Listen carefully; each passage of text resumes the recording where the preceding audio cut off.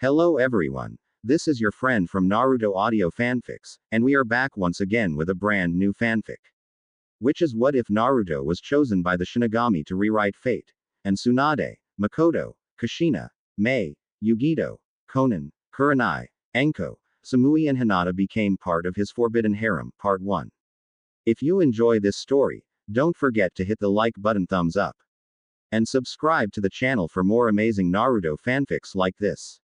So without wasting any more time, let's start today's fanfic. Uzumaki Namikaze Naruto opened sleep-gummed eyes and promptly snapped them back shut. Hanging before him against the endless white was a creature straight out of nightmare, its golden black eyes framed by a wave of white tresses, bleached of all color, deathly white, from which two horns of crimson peaked. Pallid, purplish emaciated skin, ribs exposed beneath the robe. A dagger clenched firmly between its jagged teeth, its lips pulled back in a ghastly grin. He wanted to deny it, to refute its existence, but there could be no mistaking it. Shinigami. Do not close your eyes. Unbidden, the last Uzumaki watched his lids snap open, forcing him to regard the imposing apparition once more. A cold chill shot down his spine at the sight of the specter looming before him, one he quickly quelled. If he was going to hell, then he'd at least face his afterlife with dignity. Oh, it's you. Rise. The Reaper intoned. Naruto grunted, propping himself up on his elbows. So he really was dead, then. Funny. He'd always thought death would have hurt more. Not that his death had been painless, mind you, using the Shiki Fujin to seal away Madara's soul had been anything but painless. He'd known there would be pain, that even should he succeed nothing but hell awaited him in the afterlife. He'd known this from the beginning. It was a tenuous, desperate last rezo, and although he'd failed to seal Obito in the bargain, he still considered it a victory. Honestly, it was still something of a miracle he'd even managed to get his hands on one of them at all. With the Jaibi flinging menacing balls in nearly every direction, he considered himself lucky to have accomplished half of his mission at all. Even with an undead, immortal body, nothing could have protected his immortal soul from being plucked from said body and sealed away. Granted, he'd lost an arm and a leg in the process, but a win was a win in his book.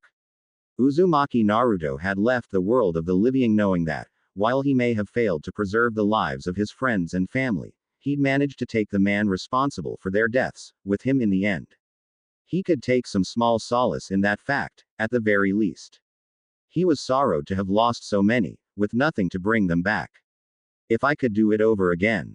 The world as you know it is coming to an end, mortal. The Reaper droned on, dragging out each syllable with the deep double timbre befitting of an entity of its stature. You may have sealed the one known as Uchiha Madara, but his legacy lives on. Already there is an imbalance in the souls I have come to collect. Yours is among them. You think I don't know that? Naruto allowed a single tear to slip from his eye, to plink back into the white, into oblivion.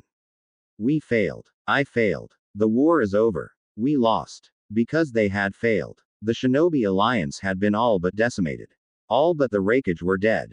Madara might be gone, but Obito had likely gained possession of the remaining Biju by now, his own included.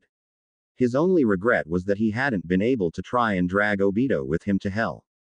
That man deserved to burn in the ninth circle for the crimes he'd committed in the name of his so-called peace. Not that there was anything more to be done about it. If I had another chance. Even with Kurama's power, he wouldn't have been able to stand up to 3 Uchiha at once by himself. His one regret was that despite his best efforts to make it otherwise, his final sight before death had been that of Uchiha Obito, the last sound that of his determined growl that the Moon's Eye plan would come to fruition no matter what he Naruto did, that he'd at most delayed peace, by preventing the world from being cast under an infinite, endless genjutsu. And Konoha. Konoha was gone. What more did the Reaper want from him? Unacceptable. Oh. Naruto creaked open a broken iris, regarding the specter of death with blank indifference. What does it matter if it's acceptable or not? They won. We lost. There's nothing I can do to change it now, so just let me croak already.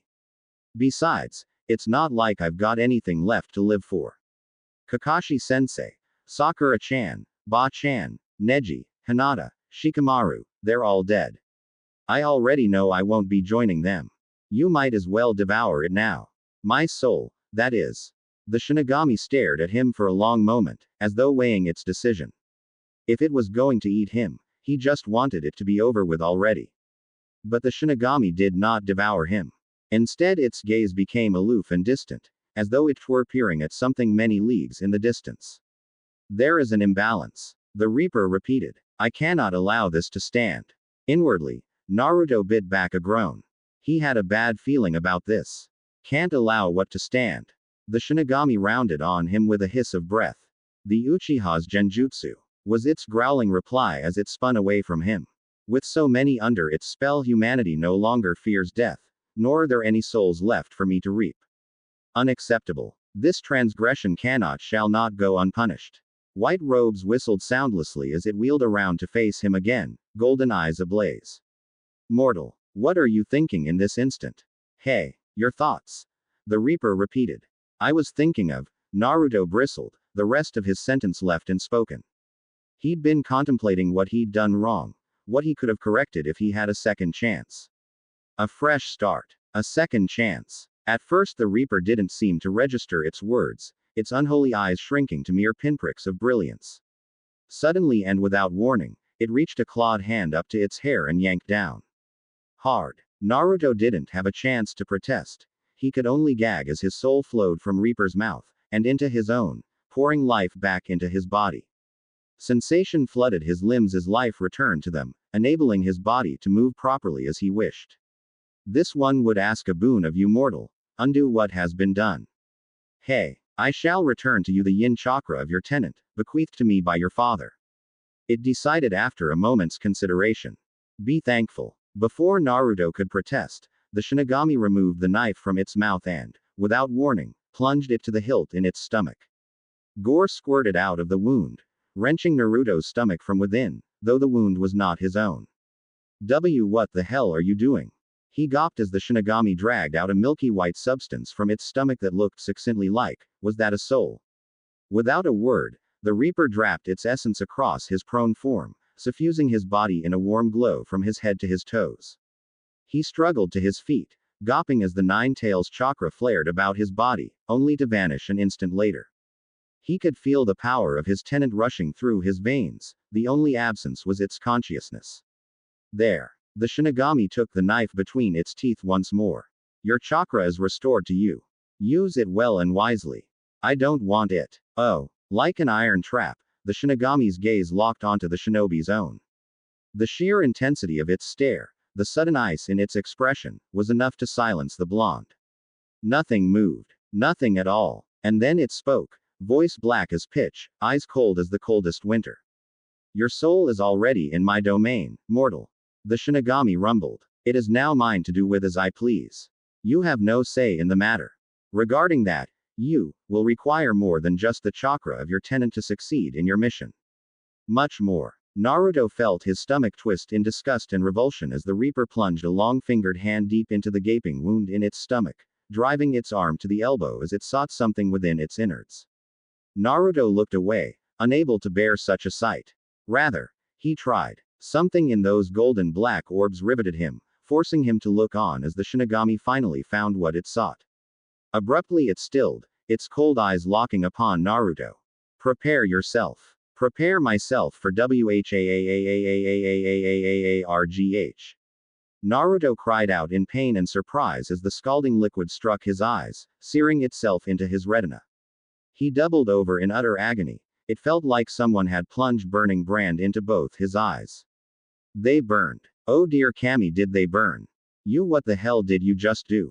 He glowered at the Shinigami, or at least, what he thought was the Shinigami. Everything was so blurry he could barely make out coherent shapes. The Reaper laughed. It was a deep, throaty sound. Behold yourself and the blessing I have given you, Uzumaki Naruto. It paused, contemplating. Or perhaps I should call you Uchiha Naruto. The Reaper beckoned, indicating the reflective surface that served as the ground at their feet. Naruto followed its direction and balked, alarmed to find a stranger staring back at him. His blue eyes were gone, darkened to almost charcoal, his hair having faded to black as well. His skin was a tad paler than he remembered it being, having lost most of the luster it had gained over the years. It was still his face, whiskers and all, but even as he looked on, those faded, diminished in the wake of this strange transformation. He scarcely recognized himself. His visage was still his own somehow, only not. Thankfully, the voice that emerged was still his own. If that had changed, he would have lost his mind. What have you done? The Shinigami offered a rictus of a grin. Consider it proof of my trust in you. I look like a Uchiha. That was my intent. The godlike entity replied. Your existence as Uzumaki Naruto will pose a hindrance to the task I have assigned you. Thus, you are Uchiha. Oi! Naruto hissed out in a fierce whisper. Cut the crap. I don't give two shiiits if you're the Reaper or not. Don't go changing people's faces without asking, ya know. I don't want this. And I sure as hell don't want these damned eyes. Madara's eyes. Now change me back right now or. The Reaper met his ire with a flat stare and licked its lips. If you'd rather I consume your soul here and now, then by all means, I shall do so. Naruto blanched, his resolve wilting in the face of this threat. While it was true he'd accepted his demise, he wasn't all that eager to enter into the belly of the beast. If there was anything he could do to right the wrongs made by Madara and his twisted ideals, he should jump at the chance, right? But he was tired. Oh, so very tired. Tired of fighting. And if the Shinigami really was about to return him to the land of the living, it would be his one chance. His only chance. A chance to make things right. A Chan from the land of the dead. You will act in my stead. The apparition continued on unheeded, but on one condition. You must undo the damage that has been done. Right the wrongs of the past. Correct the mistakes of the old generation for the sake of the young. I will give you as much time as needed. But know this, if you fail your assigned task, you will suffer the consequences of your actions. Should you falter, your deeds will be known to me. Should you hesitate, I will come for you.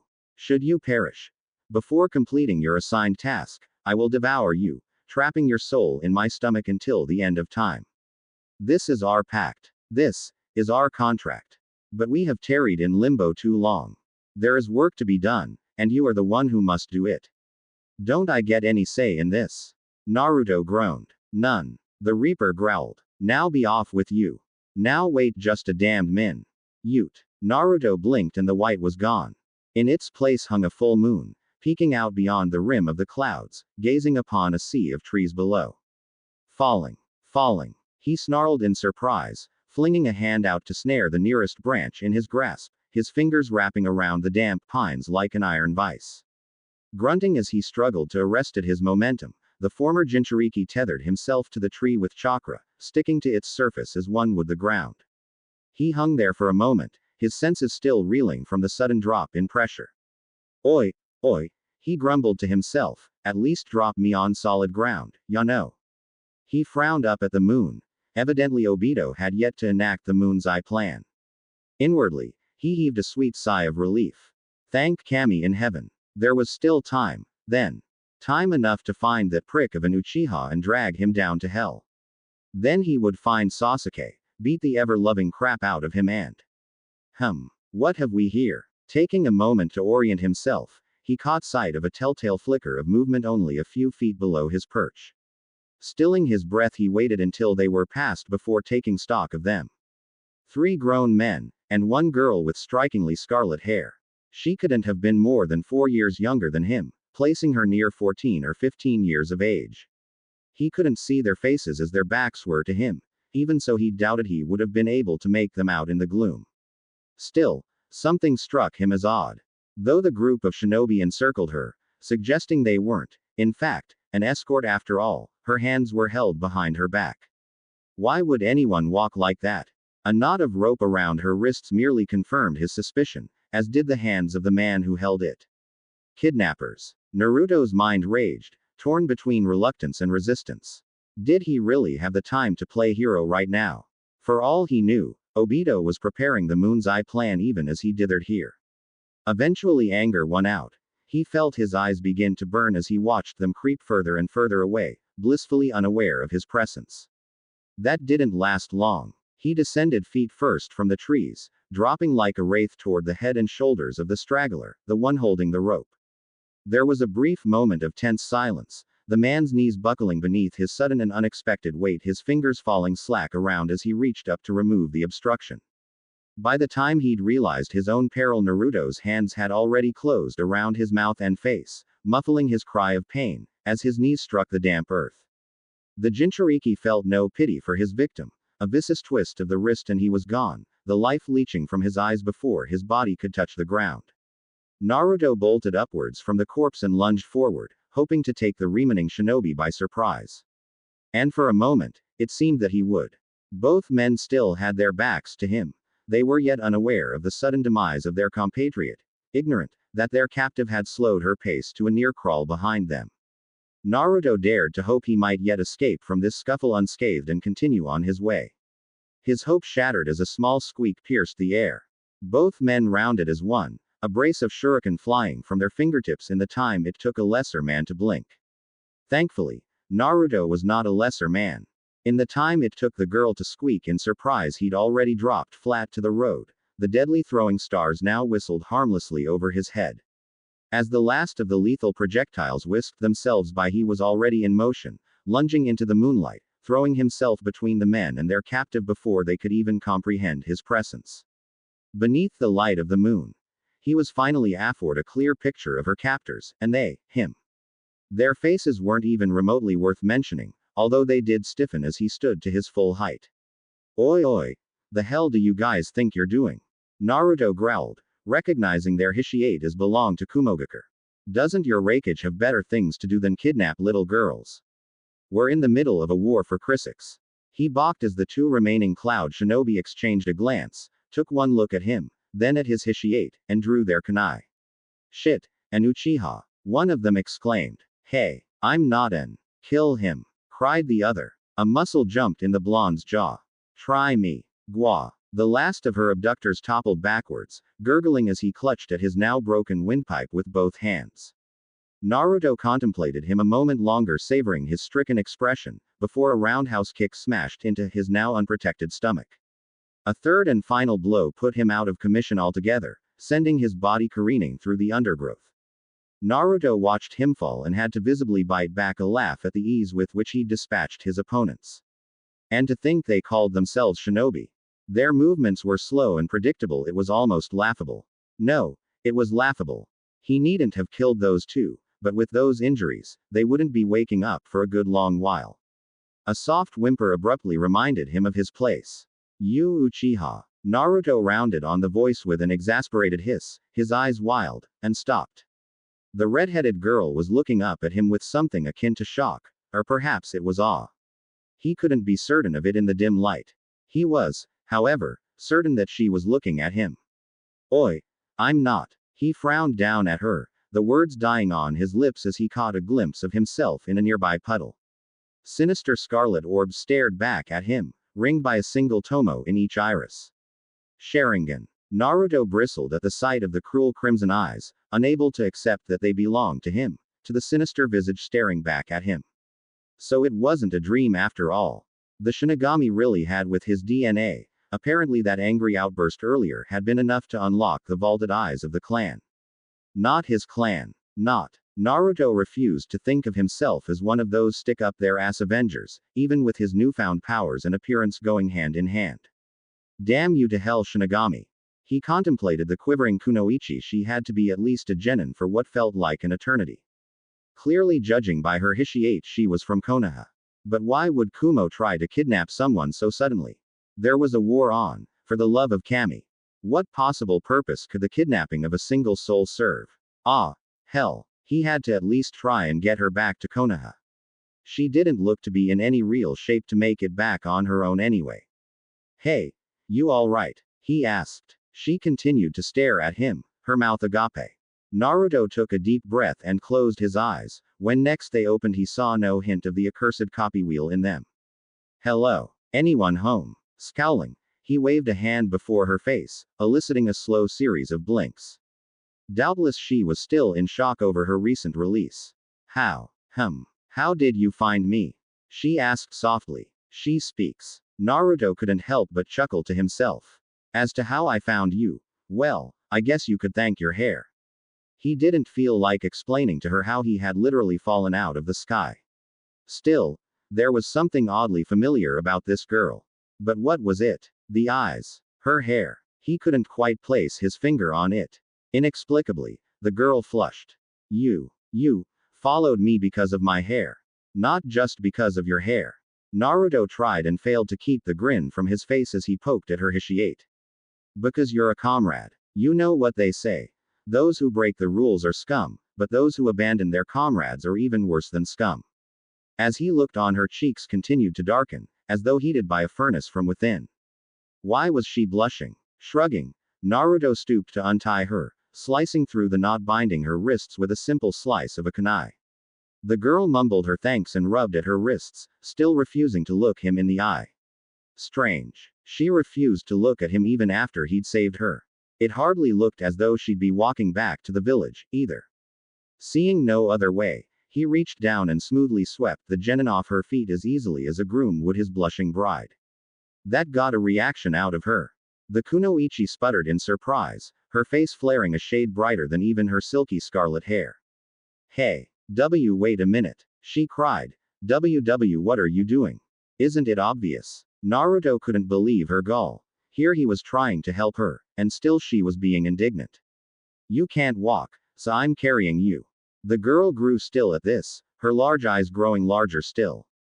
It was as if she were truly looking at him for the first time. What's your name? Uchiha Naruto. He instinctively amended, cursing himself for using that cursed clan name.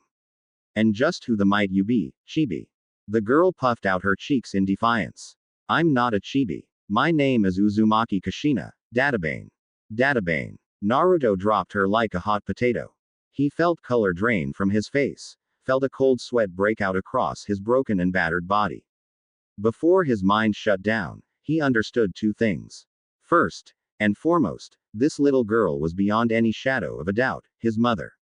Second, apparently when the Shinigami had tasked him to right the wrongs of the past, he'd been speaking literally, as well as figuratively. Because this little girl was his mother and she was wearing a Konoha hishiate and he had the succinct feeling he wasn't in his own time anymore. Oh dear Kami. Hey, are you alright? The girl who would one day become his mother asked, you're looking kinda pale. And what did Naruto do upon realizing this, you ask? Great Scott. Why? He fainted of course. Naruto bolted upright with a startled snarl, eyes blazing, fingers wrapping around the first thing within reach and dragging it forward. A tiny feminine eep sounded somewhere off to his right, plucking him from the last vestiges of his nightmares at last second, 1 second too late. He found himself face to face with a young Uzumaki Kushina, her visage hanging perilously close to his own. Her cheeks were an incredibly bright shade of sweet scarlet, probably because she was sitting in his lap. Her nose was brushing against his, lips dangling mere centimeters away. Oh, shit. Memories came flooding back, reminding him just why he'd been out cold in the first place. He had fainted. Fainted, because he'd realized the awful truth of the Reaper's words. Righting the wrongs of the old generation for the sake of the new, hadn't been a mere metaphor. They'd been literal. At first he failed to understand what he had to gain by going this far back in time, then reality hit. He could fix everything. He wouldn't lose his friends, or his family, nor his parents to Obito. That's right. He would find Obito and, wait, had Obito even been born yet? Naruto-san. Naruto bristled at his mother's words. He'd learned enough about his youth to expect a painful blow in recompense for his temerity. But none came. To his infinite disbelief, she turned her head aside, her eyelids drooping slightly shut in what might have been embarrassment or, wait. Wait just a damned minute. She wasn't expecting him to. Why, you're hurting me, she whispered. Ooh. Naruto forced himself to relax his grip, his teeth sinking into his lower lip until he tasted blood. That was close. Too close. Way too close. He'd nearly kissed his own mother. Although, looking at her now, it was hard to think of her as such. Difficult to reconcile this blushing vixen only just entering into adolescence with the woman he'd met inside his seal. Did she already have Kurama sealed inside her, he wondered. If so, did the old fox retain any memory of him? Or had his mind been wiped clean, so much like everyone else? He ruthlessly resisted the urge to inquire about his former tenant. He knew from experience just how bitter the life of a Jinchuriki could be. Hey, Naruto glanced down at his mother, mildly alarmed to find her still chewing on her lower lip, squirming restlessly in his lap. Just how long do you intend to hold onto me like this? Once more, he silently suppressed the urge to panic. Although he had loosened his grip on Kushina's hand, he still hadn't let go of her waist just yet. Well, damn. Naruto forced himself to retract his arm, allowing the kunoichi to skitter backwards and out of arm's reach. Sorry. He muttered. Determined to distract himself, the Uzumaki turned Uchiha hazarded a glance at their surroundings. Taking in the small clearing they had apparently made camp in, the warmth afforded by the small fire burning behind served as their sole source of their illumination, thrusting their shadows against one another at odd angles. As he looked on, the flames flickered and grew dim. They couldn't have that now, could they? Drawing a deep breath in his lungs, he molded some chakra in his stomach, forming a single seal with his left hand. Kushina's gaze flicked toward him as he did so. Kaden. Without another word, he exhaled, expelling a thin stream of flames into the flickering blaze. Burgeoned by the fire, it leapt to life, brightening their surroundings considerable, a marked improvement on the dim lights offered earlier. When he returned his attention to the clearing, he found the kunoichi staring at him. Arigato. Kushina whispered, wringing her hands together. Naruto titled his head to the side, the universal way to go, huh. But the kunoichi only flushed ever darker. Ha, mo, she exclaimed, her face flushed with anger. I'm trying to thank you for saving me back there, Databane. Well, excuse me, Dadbao. Naruto couldn't help himself. The words alongside his verbal tick fled from his lips before he could stop them. Kinda hard to tell when you're shouting at me, ya know. At these words Kushina stiffened, her eyes bulging so large, her son was certain they'd fall right out of her pretty little head. Crap. Naruto's mind scrambled for an explanation, desperate to explain his verbal tick before his mother had a chance to put two and two together. Oi, it was so ridiculous that Kushina could not hold back her laugh. When was the last time she had laughed? Certainly not since she'd come to Konoha, not since she'd become a genin. For a moment, Naruto looked at her like she was nuts, but when he realized she was laughing at his comment and not at him, he grinned. Inwardly, he was taken aback. He'd been expecting confusion, not laughter. Ha! Kushina covered her mouth as she snickered, fighting back another fit of giggles. I thought I was the only who did that. Never thought I'd hear it from an Uchiha.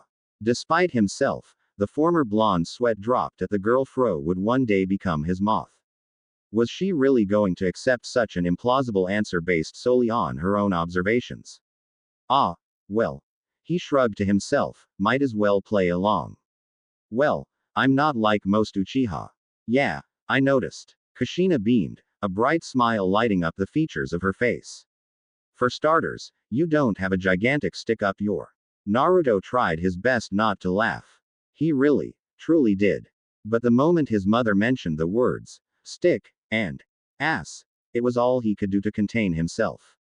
He'd chosen those very same words years before in his youth to describe the antisocial tendencies of a certain Avenger. For his own mother to throw them back in his face was simply too much for him to bear. He snickered, Sharingan flaring anew, in response to the sudden emotional outburst. He half expected Kushina to flinch at the sight of them. The redhead didn't so much as bat an eyelash. Why are you laughing? She asked. Because it's true. Naruto guffawed, momentarily forgetting himself in his good humor. The Uchiha do have a stick up there. His mother looked at him like he was crazy. Hell, she probably thought he was. Hey, that's your own clan you're talking about there, Tte. Yeah. Naruto's laughter stilled in his throat as he caught sight of himself in a nearby puddle, gazing upon his reflection with intent. He cut an imposing figure in his Junin uniform. Although he still loved the color orange, the war had been particularly unkind to his old jumpsuit, forcing him to give it up long ago. Before he'd lost everything, he pushed a hand through the shaggy raven mess that was once his blonde hair, idly marveling at the man who stared back at him. Having been promoted to Jonin shortly before the Jyabi laid waste to what remained of Konoha, he'd garnered a considerable repertoire of ninjutsu, in addition to his already countless odd variations of the Rasengan and Rasenshuriken. Looking at himself now, he couldn't help but wonder, would he still be able to use them? Would his contract with the Toads exist in this time? Would he be able to use Senjutsu? Horatio. His reflection offered a nervous smile in recompense for his temerity. But it was his pair of blazing bloodline orbs that riveted him. Instead of a single mark in the Sharingan, as he'd seen before, a pair of twin tomos circled angrily in each of his eyes, spinning with such speed they seemed little more than a black blur. He quelled them with an effort, but calming his troubled mind did not prove nearly so simple. What the hell was going on here? He was certain there'd been only one tomo the last time he had looked, now there were two. Granted, he knew precious little when it came to the vaulted eyes of the Uchiha clan. What he did know came from mostly second-hand knowledge, and Kakashi-sensei. For a Sharingan to simply gain another tomo without cause was unheard of. Then Naruto remembered to whom these eyes belonged, and suddenly, everything made sense. Madara's eyes were evolving on their own. They had to be. There could be no other explanation. A sudden thought chilled him to the bone. If they were indeed evolving of their own accord, would they become the dread Mangekyo Sharingan on their own? Once if he gained that, it was only a matter of time until he became blind. And, thanks to his situation, he lacked a sibling or parent to swap eyes with. Naruto-san. The former blonde blinked, jostled from his reverie by Kushina's concerned expression. Naruto, he replied. Just Naruto will do. His mother flushed. Then Naruto, may I ask you a question? Shoot. How old are you, if you don't mind me asking? Naruto nearly fell over. 17. He answered, yielding his true age without thinking. I'll be 18 in a couple of months. Assuming I don't get myself killed before then, he added to himself. My turn. He peered at her a moment, his eyes intent. You're, let me guess, 13. 15. Kushina shot back. My birthday was last week. Naruto managed a weak laugh. Happy belated birthday. Her anger seemed to abate a bit at that, her gaze softening as she looked upon him. Quote. What? It's just. Kushina fidgeted. You're one of the first to wish me a happy birthday since I came to Konoha. Ha. Naruto tilted his head aside, struggling to remember what little he did know about his mother. You've gotta be kidding me. No one's wished you a happy birthday. Kushina bobbed her head in acknowledgement to his words. It was all Naruto could do not to shout. From what she'd told him of it, her life in Konoha hadn't been particularly pleasant in the beginning. But to think she'd not have her own birthday celebrated, just like him, was this too, because of the Kyuubi? Not since I left Uzugakure. No. Well, I'll get you a present when we get back, or something. Naruto viciously bit back the urge to clamp a hand over his mouth as soon as he spoke. He'd just overplayed his hand. In his desire to cheer his mother up, to banish her melancholy mood, he'd gone and risked making a fool of himself. Probably already had. Kushina stared at him with wide eyes, her expression torn somewhere between delight and disbelief. Eventually she seemed to settle upon the former, much to Naruto's eternal chagrin. You know what? She decided suddenly, I'm going to hold you to that. Especially since you're only the second Uchiha to be this nice to me. Who was the first? He wondered aloud. Mikoto-chan. Kushina brightened as soon as she uttered the name.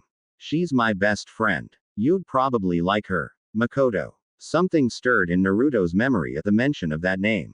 He couldn't quite put his finger on it. Hadn't he heard that one somewhere before? Surely he had. Ah. Well, if the name was that important then he'd remember it sooner or later. Say. Naruto-san. Yeah. Can I ask you something else? What is this? 20 questions. Naruto laughed lightly. It was so damnably strange talking to a younger version of his mother. That didn't mean he wasn't enjoying himself, though. After the horrors he'd endured with the Fourth Shinobi War, it was a welcome relief just kick back and relax, even if only for a little while. At her crestfallen expression, however, he waved her on. Promise you won't laugh. I just single-handedly saved you from 3 enemy shinobi. The deadpan was barely concealed. I don't think I'm going to be laughing at you anytime soon. As I recall, you also dropped me. Kushina pointed out scathingly. You also fainted the minute I told you my name. Sorry for that. Naruto flushed in embarrassment. He silently swore he would never, ever faint again, no matter how embarrassed or surprised he might be. Anyway, you wanted to ask me something. Well yeah, Bane. Kushina leaned backward on her haunches, looking anywhere but at him. But this is just out of curiosity. Naruto's sweat dropped. He didn't recall his mother ever being this evasive. Is there supposed to be a question in there? Alright.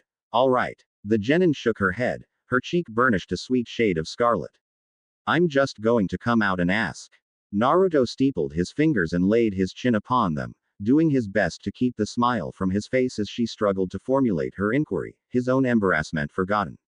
Do you have a girlfriend? On there it was again. This time, Naruto really did fall over. Of all the things to ask him, she asked that.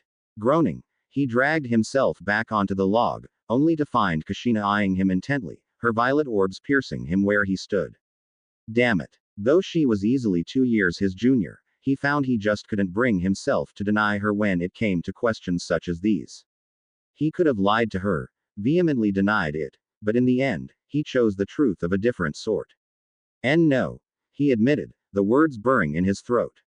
I don't. Not anymore. Another half-truth. He'd led a brief and tenuous relationship with Sakura sometime after the war broke out, one that had begun shortly after Sasuke's death and ended far too quickly. Cut brutally short by her death at the hands of Uchiha Obito only a month later. Yet another reason Naruto was looking forward to tracking down that Tsunade bitch in this time and wringing the life out of his lungs. If that made him a murderer, then so be it. He just couldn't bring himself to forgive that asshole for killing the only girl he'd ever loved. Oh, she must have seen his murderous expression, because the inquisitive lilt faded from her eyes. I'm sorry. She sputtered. I didn't mean to. No, don't be. Naruto shook his head. It happened a long time ago. I'm over it. No, he thought with a pang of regret, he was not over it.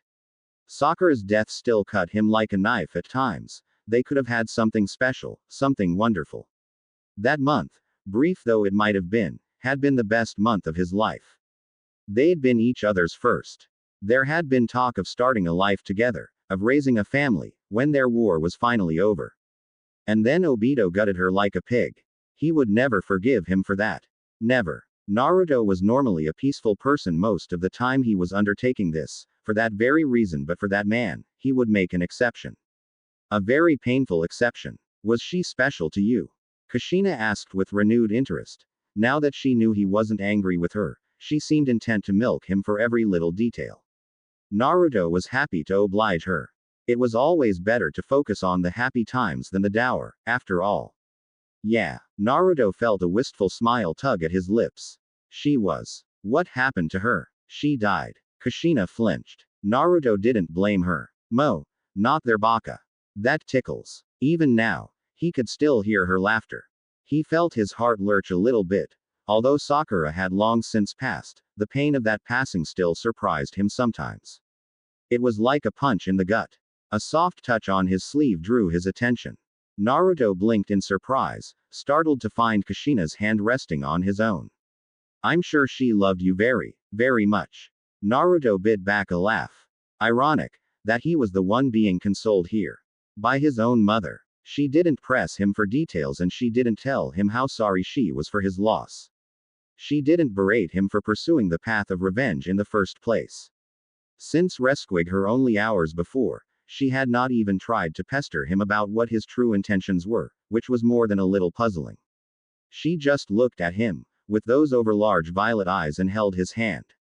She was just there, supporting him in silence and not asking anything of him.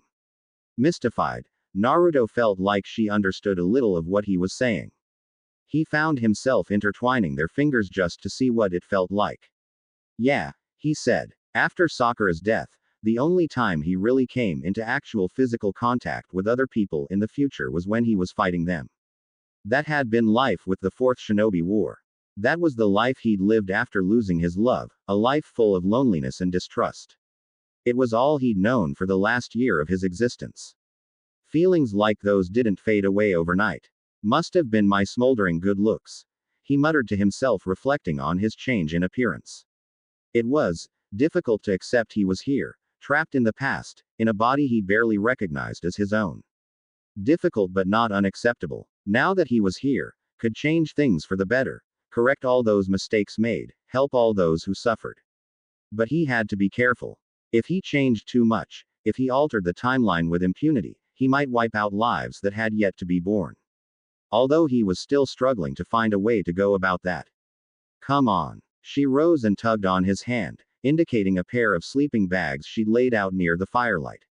You should probably get some sleep, Tte Ebane. We're going to have a long walk back to Konoha in the morning. Yeah, he said again. He allowed her to guide him off the log and they broke their contact as they started walking. Her long crimson swished behind her with each step, drawing his attention. It almost seemed to glow in the firelight, like the color of blood. He thought it was beautiful. He'd always envied not having his mother's pretty crimson hair. It was all he could do not to reach out and touch it. Just a little. By the way, I think you are. Kushina spun to face him abruptly, tresses twirling about her in a curtain of scarlet. Naruto stiffened, his hand frozen in the process of reaching out toward her. He asked. Handsome, I mean. The Uzumaki turned Uchiha chuckled, his spirits restored. He didn't mind accepting a compliment from his mother. As that's so. Kushina beamed at him, and her smile was like sunshine in the warmth of the fire.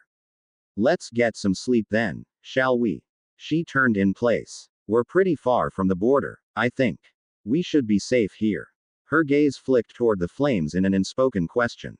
Naruto nodded, stepping past her, eyes narrow with intent. I'll put out the fire. Without even thinking, he flicked through a simple set of seals, drawing chakra into his stomach. Not for the first time was he grateful for expanding his repertoire of jutsu. Sweeten. Miserapa. With a brief exhalation, he doused the flames with water, soaking the roaring blaze to its core. Allowing his eyes to adjust to the blackness, found that Kushina had already begun to tuck herself into the nearest sleeping bag, the smallest of smiles dancing on her lips. What? Oh, nothing. He could have sworn he heard her whistle in the gloom. It's just, that makes 3 now. Wind, fire, and now water. Naruto allowed himself to arch an eyebrow, so Kushina had seen him use that wind jutsu during his earlier scuffle with her 2 captors. Just how chakra natures do you have? Well, I'm a very skilled shinobi. Question mark. A flicker of motion in his peripherals brutally derailed his words and the train of thought, shattering his good mood like so much glass.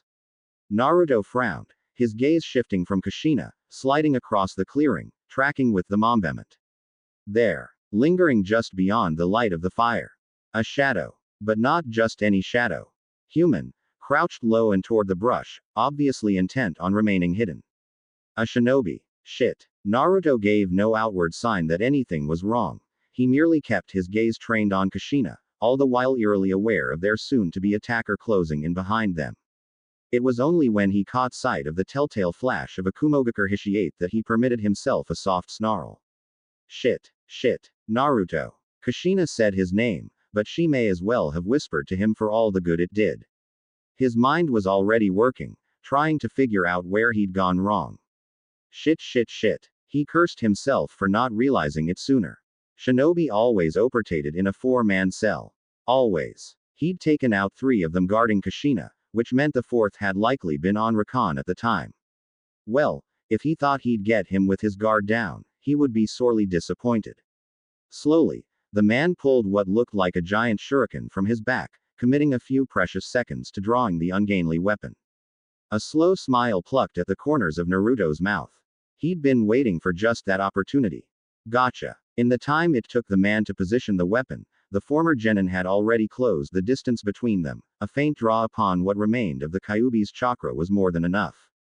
A kunai slid down his sleeve and into his awaiting hand, thrust forward now into the stomach of the stunned shinobi. Are there any more of you? Naruto hissed as he watched the light leave the man's eyes. Answer me. His target sneered, lips quirking in a triumphant smile. Fool. To the blonde's infinite dismay, the man vanished in a plume of smoke, leaving a harmless log behind. Substitution. Even as he registered the feint, the dull buzz of a thrown shuriken reached his ears, resounding louder and louder with each passing second. Kushina's scream ripped through his ears like a knife. Kushina. She was their target. There was no time to think, only for reaction. Naruto forcibly drew upon Kurama's chakra once more, willing the golden cloak to enfold his body, augmenting his already inane speed. He surged backwards from whence he came, shearing through entire branches in his haste, uncaring as they tore and slashed at his face. Please let me be in time. Try as she might, Uzumaki Kushina couldn't bring herself to understand what just happened. 1 minute she'd been chatting amicably with Naruto. She found she quite liked the Uchiha. He was smooth and easygoing, a good talker, nothing like the rest of his clan. He'd single-handedly saved her from being taken to Kumo, where death or torture or worse awaited her. That alone spoke volumes for his character. She still couldn't see why he'd fainted after she told him her name, but even that had become a fleeting thought once he'd opened up to her. And she maybe, kinda, sorta, found him, somewhat attractive. The next thing she knew, her savior narrowed his eyes in consternation, spat a foul oath beneath his breath and darted into the black of the woods. At first, Kushina had thought she'd upset him. Then she heard it, the distinctive whump of a substitution technique. Her blood turned to ice in her veins. An attack, but they were supposed to be safe here. The droning buzz of a massive shuriken filled her ears, shattering that misconception. Kushina yelped and staggered backwards, sparing herself a swift end. A warm ribbon of pain slashed across her shoulder as the deadly missile whirled past, leaving her stunned and shaken. Someone was screaming at her, but she couldn't hear them, her ears still ringing from her close call. Kushina. Naruto's voice rang out from behind her flank, the fear and desperation in his words piercing her deafness, rooting her in place, down. Kushina had only the time to blink as a golden blur cut across her V-zone, knocked her to the ground in an instant and hurling itself atop her. And not a moment too soon. The Uzumaki turned Uchiha grunted in surprise as something sharp slashed through his jumpsuit and bit into his lower back, the unfamiliar edge of a massive shuriken burrowing into his flesh, nearly causing his arms to buckle, threatening to throw him forward and onto her altogether. A thin line of blood leaked between his lips, spattering onto Kushina's cheek. She gawped at him, violet eyes wide, mouth frozen in an open oval. The words hitched in her throat, refusing to come no matter how much she might want them to. "Why?" she whispered. Naruto opened his mouth to speak. All that emerged was blood. "Baka Yuru," he hissed through clenched teeth. "You act like cough I needed a reason to save ya." His lips quirked in a pained smile. "After all, the same as me. When he bit off the word, lost my parents, no one ever complimented or recognized me. Being the bad student I was, I screwed up a lot during class on purpose, because I wanted to get everyone's attention. It didn't matter if they laughed at me, or cursed me. I couldn't get anyone's attention when I tried, so I acted like an idiot. It was like I was an outsider. You know how that feels, right?" She did know how that felt. For the longest time she'd thought herself alone. Mikoto was one of her only friends, even so, she was oft on missions and couldn't be there for her when she needed her the most. Like now, for instance. Now as she lay there, helpless to do anything but watch bitter tears well in his eyes. "It was tough, right, Kushina?" he asked. "You were lonely, right? I'm sorry. You shouldn't have to feel that way. I'll try to do so medding about that. This time around." Kushina's heart nearly leapt into her throat as he slumped forward, falling atop her, collapsing into her arms like so much dead weight. She wanted to weep as his eyes slid shut. Had he just died in her arms? No, he couldn't die, not here. Not now. No. Kushina gasped in surprise as her eyes snapped scarlet and slitted, a soundless sob exploding from the back of her throat. She knew Kyuubi was taking advantage of her emotionally unbalanced state, using this chink in her armor, to take control. Even so, she couldn't bring herself to stop him. Couldn't, as her hair stood on end, the crimson cloak creeping across her body, sheathing her like a second skin. Hate. She couldn't think of anything else. She hated fate, loathed it, despised it for giving her someone special, someone she could talk to, and then just as swiftly wrenching them away in the blink of an eye. No. A red haze draped itself over Kushina's vision, blinding her to all else. She felt the boiling chakra roil around her, twitching in anticipation of slaughter to be had. There, out of the corner of her eye, she saw him. The one who'd killed Naruto. Murderer. She snarled at him and he gawped back at her, his mouth forming an open oval of outright disbelief. He took a small, staggering step backward. That was all he managed before she pounced, shrieking like a banshee. Chains of chakra, her one true talon, burst from her back, coiling forward even as she descended upon the Kumo Nin, a specter of death and destruction. Somehow, the man managed to draw his sword before she fell upon him, shrieking and spitting and slashing. It would do him little good. She felt cold steel bite into her cheek, but once before her chains seized upon it and ripped it from his grasp, leaving him open for her fingers now claws to rip through his white vest and into his stomach. Monster. The man rasped. Shut the up. She screamed, baring her fangs in a sibilant snarl. I'll kill you, Ebane. Her chakra chains hit him squarely in the chest and slammed him back into a tree. He didn't scream, didn't cry out, but his mouth formed a tight grimace, and his eyes looked up at her, pleading. Mercy. They seemed to say, please don't kill me. Kushina wasn't feeling merciful. Her chains thrust deeper, driving through flesh and bone, pinning him to the bark of the tree, skewering his body. She held him under the arms, and looked into those eyes and watched the life drain out of them. Memories of loneliness flooded her and she felt the rage rise. Alone. She was alone again. The one person who had saved her, the only individual who'd shown her that smile, was no longer with her. He was gone. And it was this one's fault. Something inside Kushina twisted at the realization. She raised a clawed hand, intent on carving up the Kumo nin's corpse. She would slaughter him. Tear him to pieces. She'd. Oi. A hand closed around her wrist, heedless of the scalding chakra searing into their skin. Kushina rounded on them, ready to cut down her attacker. Instead, she jerked back as if she'd been burned. Naruto. She found the Uchiha looming over her, peering down at her with intent, Sharingan blazing into her crimson orbs. Scarlet met Scarlet and the latter yielded. Relief flooded her like a wave, obliterating the rage before it had any chance to mount any sort of counterattack. Bereft of a means to control her any longer, Kyuubi's chakra dissipated, evaporating around her like so much steam. He's dead. The Uchiha rumbled. No need to carve up his corpse.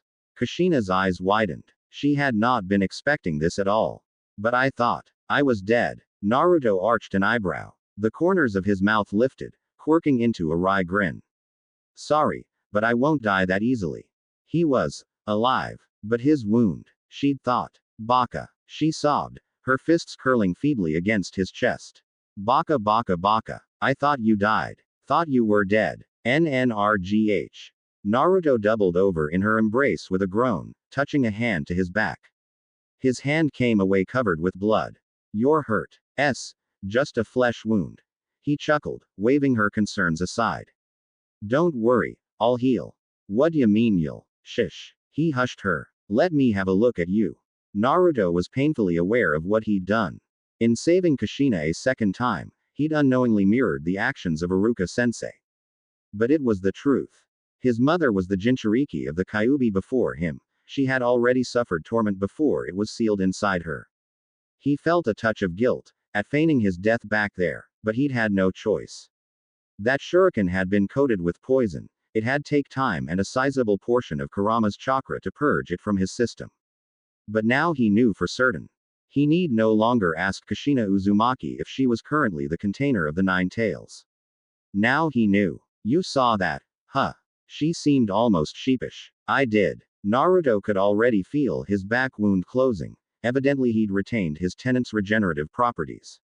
His hand, however, proved to be another matter. He'd grabbed onto Kushina whilst she was wrapped up in Kurama's chakra. That one wouldn't be healing anytime soon. But that was neither here nor there. He'd expunged the poison from his system. He had to make certain Kushina been able to do the same.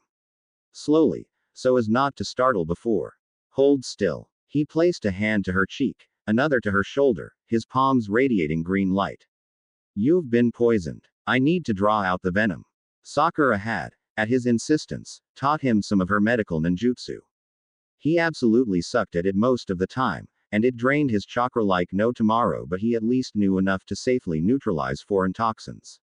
She squirmed once she saw the ravaged state of his hand but complied all the same. Do you hate me? She whispered as he tended her wounds. Her words were soft, forlorn. He would hate her. Just like everyone else did. Everyone except Mikoto, and even she didn't know the truth. What's this all of a sudden? You saw it. Kushina pantomimed a gesture at her stomach, unable to quell the hopelessness starting to swell inside of her. What I have inside me. I'm a monster, hey. She cried out in surprise as the Uchiha seized her by the shoulders and shook her roughly. His coal black eyes were dyed with chakra, flaring the distinctive crimson color of his clan. His chakra. It felt cold. Like she was looking at someone else, staring into the eye of a complete and total stranger.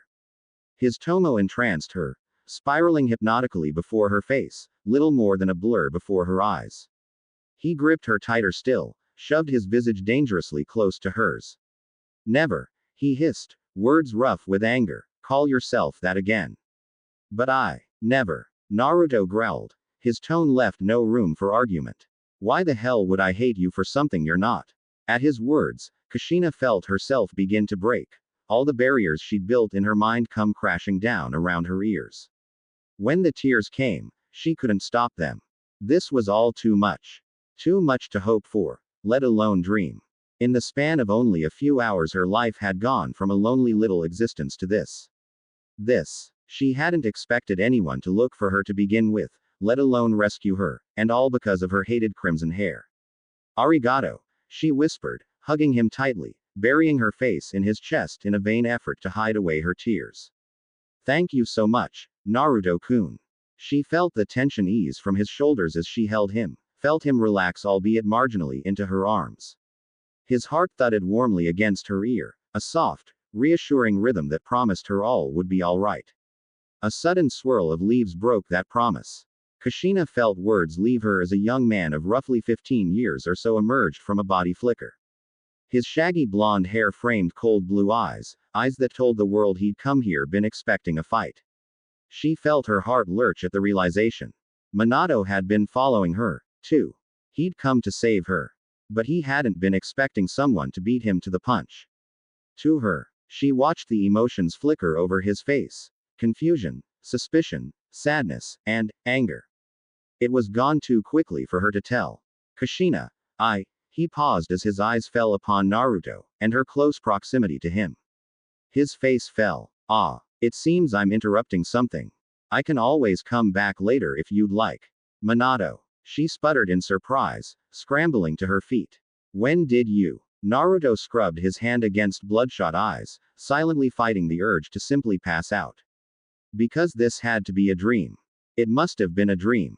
He had to forcefully slow his hammering heart. Both his mother and father were standing before him, arguing. It took everything he had not to embrace them on the spot. He chose to maintain his silence as the pair conversed, Kushina explaining all that happened between Naruto's arrival and Minato's. When she finished, I don't think we've met. His father smiled wanly, extending a hand. I'm Minato. Naruto. He clasped the youth's hand and shook, not trusting himself to give away his true surname, not at the moment. Uchiha Naruto. Uchiha. Minato's head tilted to the side slightly. I thought you looked familiar. Familiar. You must be mistaken. Naruto put on his best poker face. I've never seen you before in my life. No, I'm sure I've seen you somewhere before. Minato argued. Look, I don't know what you're talking about. Naruto emphasized with a shake of the head. Minato, will you stop arguing with him, Ebane? Kushina snapped at the both of them. Naruto-kun saved my life. So stop pestering him. Both boys bristled but for entirely different reasons. Though they each knew better than to risk the wrath of raging redhead, Minato seemed more hurt by it than anything else. Naruto simply sighed in disbelief. He was amazed with his own ability to keep a mostly straight face upon seeing his mother and father. If he hadn't met them previously in his mindscape, he probably would have been acting like total fanboy right at the moment. Thankfully he had grown up in leaps and bounds during the course of the war, and knew how to keep a straight face when he really needed to.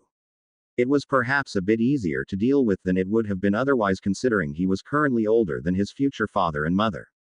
Of course, his screwed-up DNA probably kept them from recognizing the similarity, too. Shall we move on? He indicated the horizon. The sun was just now beginning to rise. It looks like we won't be getting much sleep after all. The next afternoon, as they reached the gates, Naruto nearly facepalmed from frustration. The return trip had been fairly uneventful. Therein lay the problem. He'd felt his father's eyes boring into his back for most of the way, and while the two of them remained pleasant with one another, he couldn't help but wonder if he'd done something to irk him. Kushina, on the other hand, practically glowed. She'd kept him occupied the entire length of their travels and such, proving a welcome distraction and conversation. It was almost like having a little sister. While he knew rescuing Kushina had been the right decision, he still wondered if he should have waited for his father or someone else to swoop in and save the day. He'd acted recklessly and without thinking, and possibly already altered events beyond his control. But no, his true frustration stemmed from the keen look both guards were giving him at the gate. Clearly they recognized Minato and Kushina, but Naruto, not so much. And well within good reason. He'd been so wrapped up in his plans to change the future that he'd failed to recognize a fatal flaw in the present. Naruto did not exist in Konoha. To make matters worse, he was still wearing his old Hishiate. If someone were to stop him and ask who he was, if someone did not recognize him, he was toast. Already, Kushina must have seen him squirm somehow, because he felt her gaze fall upon him. Didn't exactly have time to ask for permission when I went after you. He whispered, lying through his teeth and scrubbing at the back of his head with a hand. It was kind of a rush job. The kunoichi's cheeks promptly swelled a scintillating shade of scarlet. She stiffened her posture and flicked her eyes toward Naruto. She blinked. Ahahaha. If you keep saying things like that, I'm going to fall for you. Did you say something? Nothing. Kushina spluttered. Nothing at all. You there. The Anbu inclined its head curtly before him. Lord Hokage wishes to speak with you regarding your retrieval of Uzumaki Kushina. Also, Mikoto-sama wishes me to inform you, she awaits your arrival at the earliest convenience. You are to come with us. Without another word, they turned and encircled him. Kushina searched for her rescuer's eyes, but they stared fixedly at the ground before them, like cold, sharp onyx. She felt her chest twist uncomfortably at the sight. Whatever the Anbu had said must have badly rattled Mikoto-sama. Naruto's first instinct was to decry the words, to deny that he was an Uchiha. His second was to ask just who this Mikoto person was and what she wanted with him. His third and final decision was to take a deep breath and clear his mind. Compose himself. And above all, remain calm. Hopefully his presence in the past hadn't changed too much already. And there you have it. Naruto finally sets foot in the village. However, the question remains, will he receive a warm welcome from the Uchiha? Or a cold one? To be honest, originally, I wanted to go a different route with this, to have everyone in the village remember Naruto as an Uchiha, someone whom we know he is not. Then I realized that just wouldn't do at all. Naruto wants to be seen as himself, not someone he isn't. Pairing is still up in the air, but Mikoto is most likely going to be involved, although I will gladly take any other recommendations that are offered. Kushina's falling for him. But the question does remain. Will Naruto ever reciprocate her feelings? I'm leaning toward yes, in time. I may even include Tsunade, seeing as how the age gap has shrunk to almost nothing now. So, in the immortal words of Atlas, review, would you kindly? And enjoy the preview. It's a long albeit disjointed one. Consider it proof I fully intend to continue this story. Preview. Well, hello there handsome. Naruto opened his eyes and turned in the direction where the voice had come from, only to come face to face with possibly the most gorgeous girl he'd ever seen. He found himself peering into the coal-black eyes of another Uchiha. A lithe beauty with long, lustrous black hair and a body that, despite being clad in Konohagakure fatigues, would have made even Tsunade Ba-chan green with envy. She smiled warmly and she strode to meet him, claiming the seat opposite him on the bar without so much as an invitation. There was a cool, aloof air about her, as though she existed solely to strike fear into the heart of others. He could appreciate that in a woman. Have we met? Naruto failed to bite back that inquiry before it could leave his lips. While he didn't know her, from her gaze, it was obvious the woman knew him. No, we haven't. The kunoichi replied. But I'm sure Kushina's told you all about me. ? I'm Mikoto. Pity. She shrugged her shoulders. Father won't like that. But thanks, for whatever it's worth. Naruto almost barked out a laugh before he realized the repercussions of his actions. Instead of Minato saving his mother this time around, he'd been the one to do it. His actions weren't helping his case any. He had to calm down and think things through rationally from here on out. The slightest action could have untold repercussions in the future. Mikoto. A male voice exclaimed. What are you doing? The smile shattered on Mikoto's face like so much glass. Before Naruto could protest, she looped an arm in his and drew dangerously close to him, bosom pressing into his arm. While he himself was no stranger to intimacy, he still felt a flush rise in his cheeks as she did this to him. He was, after all, only human. At her. Play along. She hissed in his ear, mere moments before a stern-looking man appeared via Shuzan. What is the meaning of this, Mikoto? He demanded. What does it look like I'm doing, Fugaku? She smiled, scooting closer to Naruto. I thought I'd introduce myself to our long-lost clansman. Naruto nearly dropped his chopsticks. He knew that name. In his youth before the massacre, he'd gotten into enough trouble to learn it well, having often found himself before the man's desk to be brought to the clan's so-called justice for his pranks. Just as he knew this man would someday be the father of Sasuke and Itachi. His left hand twitched with the sudden desire to kill this man. After what Sasuke had done, he'd be doing a world of good by ending his father's life. This fool, Fugaku scoffed. He's no kin of ours. He just walks in here and claims to be one of us. For all we know, he could be an enemy spy. Snick. He blinked in surprise as a thin red line opened across his cheek. Naruto retraced his hand, having been the one to throw the knife with deadly accuracy. Care to run that by me again?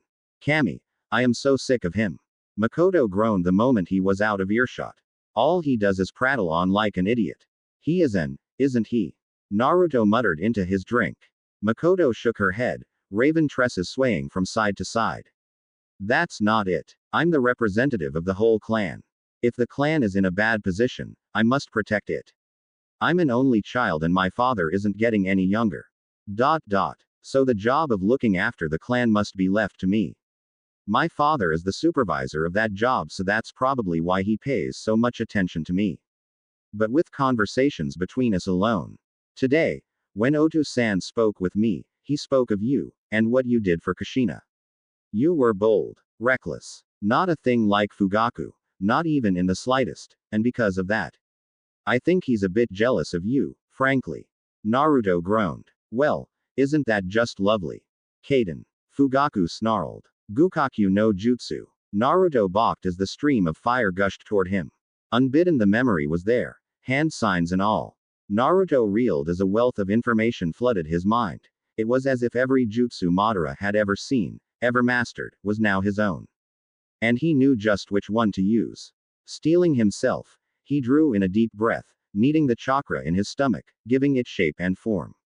If one wanted to extinguish a flame, they need only give rise to an even more powerful inferno, by which they might overwhelm and extinguish it. Fugaku must have sensed the sudden movement of chakra, because his eyes bulged. That's Kaden. Naruto spat. Goka Mekyaku. Great fire annihilation. He exhaled mightily, expelling all the chakra he'd been stoking in his lungs. Everything will be fine. Everything will be fine. Everything will be fine. Naruto chanted the words like a mantra in his head as he drew nearer and nearer to the Hokage's office, Anbu honor guard in tow. More like an escort. The old man probably didn't want him bolting the first chance he got. Naruto didn't blame them. After all, he had shown up with little to no warning, rescued their Jinchuriki, brought her back to the village, and then marched right in their front door. It certainly didn't help that he was dressed like a leaf shinobi. Kami, he was going to have fun explaining that one. Even more so his newfound appearance. On one hand, he could simply have them bring in a Yamanaka was Inoichi around at this point, to examine his mind and memories. On the other hand, Naruto wasn't all that certain he wanted to reveal whether he was from the future just yet. Already his presence here had far-reaching complications. He was painfully aware just how incredibly he might have things up between his parents by rescuing Kushina before Minato had a chance to intervene. But that was why he was here, wasn't it? To change things. Prevent the future from ever coming to pass. Not if you erase yourself from existence in the process, Baka Yuru. His common sense smacked him upside the head. Naruto cringed at the thought. Although, it also made him wonder. What would have happened if his mother and father never got together to begin with? Well, he wouldn't exist, for starters. And if he never existed, then Obito never attacked the leaf. And if Obito never attacked the leaf arc, Major headache. Naruto frowned, his pace slowing almost imperceptibly as he mulled the matter over. His guards didn't like that. Not one bit. Keep moving, outsider. One of the Anbu elbowed him in the back, forcing him to keep up. Naruto bit back a growl and valiantly fought the urge to Rasengan the man and the rest of his squad into a nearby wall. Oh, and it would have been so easy, too. But if he pulled a stunt like that now, he was liable to get himself thrown out of the village before he even had a chance to explain why he was here. And just how am I going to explain that, anyway? He wondered. He did his best as they drew close, mentally preparing himself for what lay on the other side. No fainting. Check. No spazzing out. Check. Cold sweat. Check. Just as he was about to set foot into the Ofifs and prepare himself for the lie of a lifetime and possibly the most epic fail in existence, a cold hand settled upon his shoulder. Hold, mortal. The Uchiha nearly jumped out of his skin. Because there, hovering before him in the black, was a face he'd hoped to never, ever see again. The Shinigami. Naruto opened his mouth to voice a reply, only to realize the guards around him had ceased moving. Everything had ceased. Time itself had stopped, the colors of the world having faded to a grim black and white. They were alone, frozen here in this moment of time. Thousands of thoughts ricocheted in his mind, countless words sought to leave his lips as those dread eyes peered out at him from within macabre grin. In the end he settled for one. You. The Reaper inclined its head minutely. Well met, my emissary. That brought Naruto up short. Wait, what? He frowned, and not just at his newfound title. You still remember me? His reply was met with a frown and a snort. I am the god of death, boy. Did you not think I would leave you unsupervised when the fate of the entire world is at stake? Well, kinda. Snorting, the Shinigami shoot its head, even then those eerie eyes never left his, not even for a minute. I thought I ought to inform you of something before you continue on your quest. And before I speak, I should caution you, do not panic. It paused for a moment, and when it finally spoke, its response was stern, almost stoic in its reply. The you, as you know yourself, has already ceased to exist. There was a silence. When Naruto didn't vanish from existence, a low growl left his lips. You wanna run that by me again, buddy? Silence. The Reaper reprimanded, its tone strident. By altering your DNA, you no longer exist as Uzumaki Naruto. Rather, you are an Uchiha. You already know this. What you do not know is thus, all traces of your former self were eradicated the moment I first laid my power upon you in limbo. Naruto blanched. He didn't like where this conversation was going. Please tell me that doesn't mean what I think it means. Shinigami nodded. The old you may yet still be born in this timeline, but any effect his existence might have had upon you has been nullified, my emissary. At Naruto's continued silence, the Grim sighed. Perhaps I am over-explaining. Allow me to simplify. Say something foul were to befall Uzumaki Kushina, that she were to die, say, at the hands of an enemy shinobi. Were that to happen, even were your mother to perish, and those last traces of your old self eradicated, the you, as you now know yourself, would still continue on to exist. Do you understand? He could feel a headache coming on, but the Uzumaki turned Uchiha nodded anyway. Just what the hell did you do to me? Naruto hissed. Not just my face, not just my DNA, but even my destiny. I barely recognize myself anymore. I made a wager against fate. I believe you mortals call it a gamble. The Reaper chortled then. It was a deep, throaty sound. You truly are a unique existence. Your mind and your memories belong to you still, but should another try to pry into those memories, and I suspect the fools of this era soon will, they will see what the you of this time has seen, false memories indistinguishable from a true experience, bequeathed to that body you now possess. You may wish to thank me for this gift. But know this. Those golden eyes seemed to brighten at that moment, glowing with eerie intent as the death god loomed closer, its breath cold as ice upon his face. You must keep who you truly are, a secret. I shudder to think what might happen if the timeline comes unraveled any more than it already has. Are you sure I can't just kill myself and be done with it? The blonde growled, placing a hand to his now throbbing temple. It's beginning to sound a hell of a lot more simple. You will not. The Shinigami's voice was like a thunderclap in his ears. I have not bargained my very being on this gamble only to have you end your life a second time. Alright. Alright. Naruto sighed. Loosen up and take a joke, will ya, Reaper? I do not. Loosen up. In my business. It replied. Now, you are going to be questioned. Interrogated. No, really. His deadpan was ourly concealed. Silence. Shinigami snapped back. Now, listen well. This is what you are going to say. Naruto gulped as the Shinigami finished its explanation. That had to be the most up lie ever. You do realize I'm flying by the seat of my pants here, right? I am well aware. The Reaper retorted as the colors of the world began to return, the flow of time moving inexorably ever onward. And I trust you to succeed. Before he could reply, the Shinigami was gone, leaving him alone with his escort. Thankfully, neither seemed to have noticed the little time lapse. One of them shoved him towards the doors a tad too roughly, snickering as the blonde stumbled toward the office. He did his best to push all thoughts of revenge from his mind, refusing to show weakness in the face of these fools. Here goes nothing. Naruto tapped softly on the door with his fist and announced his presence. Come in. Tears nearly sprang to his eyes. Upon entering, he found himself staring at a pair of familiar faces, lacking the liver spots of old age as well as stark gray hair, and another which he immediately recognized and gravitated towards. He would have recognized her anyway even without the Juin attire and Hishiate. Even so he knew those, yes, that hair, that bust. Just about anywhere. Even so, his jaw nearly dropped to the floor. Ba-chan. What did you just call me, punk? The young woman, she couldn't be more than 20, maybe 25, bristled angrily at his remark. Naruto had just enough time to register the remark before she cannoned forward, fingers clenched into a fist.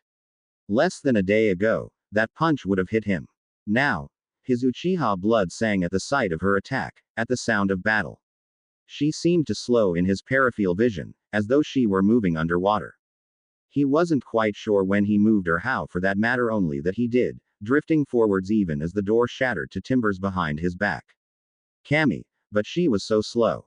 Or was he simply faster now? Oi, whatever the case, she proved no match for him. His fingers locked around her wrist in a vice and gave a sharp twist, breaking the bone like a twig.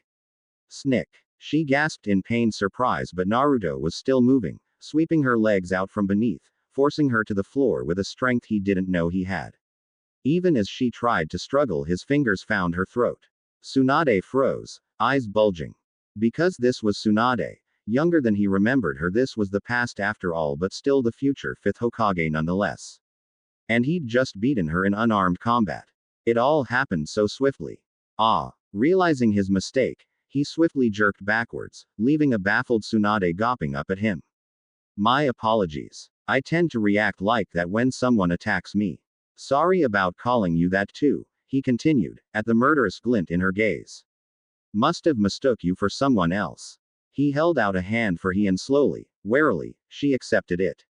I certainly hope so, Tsunade said with eerie calm as she pressed a hand to her broken wrist, livid honey eyes bored into her future successor.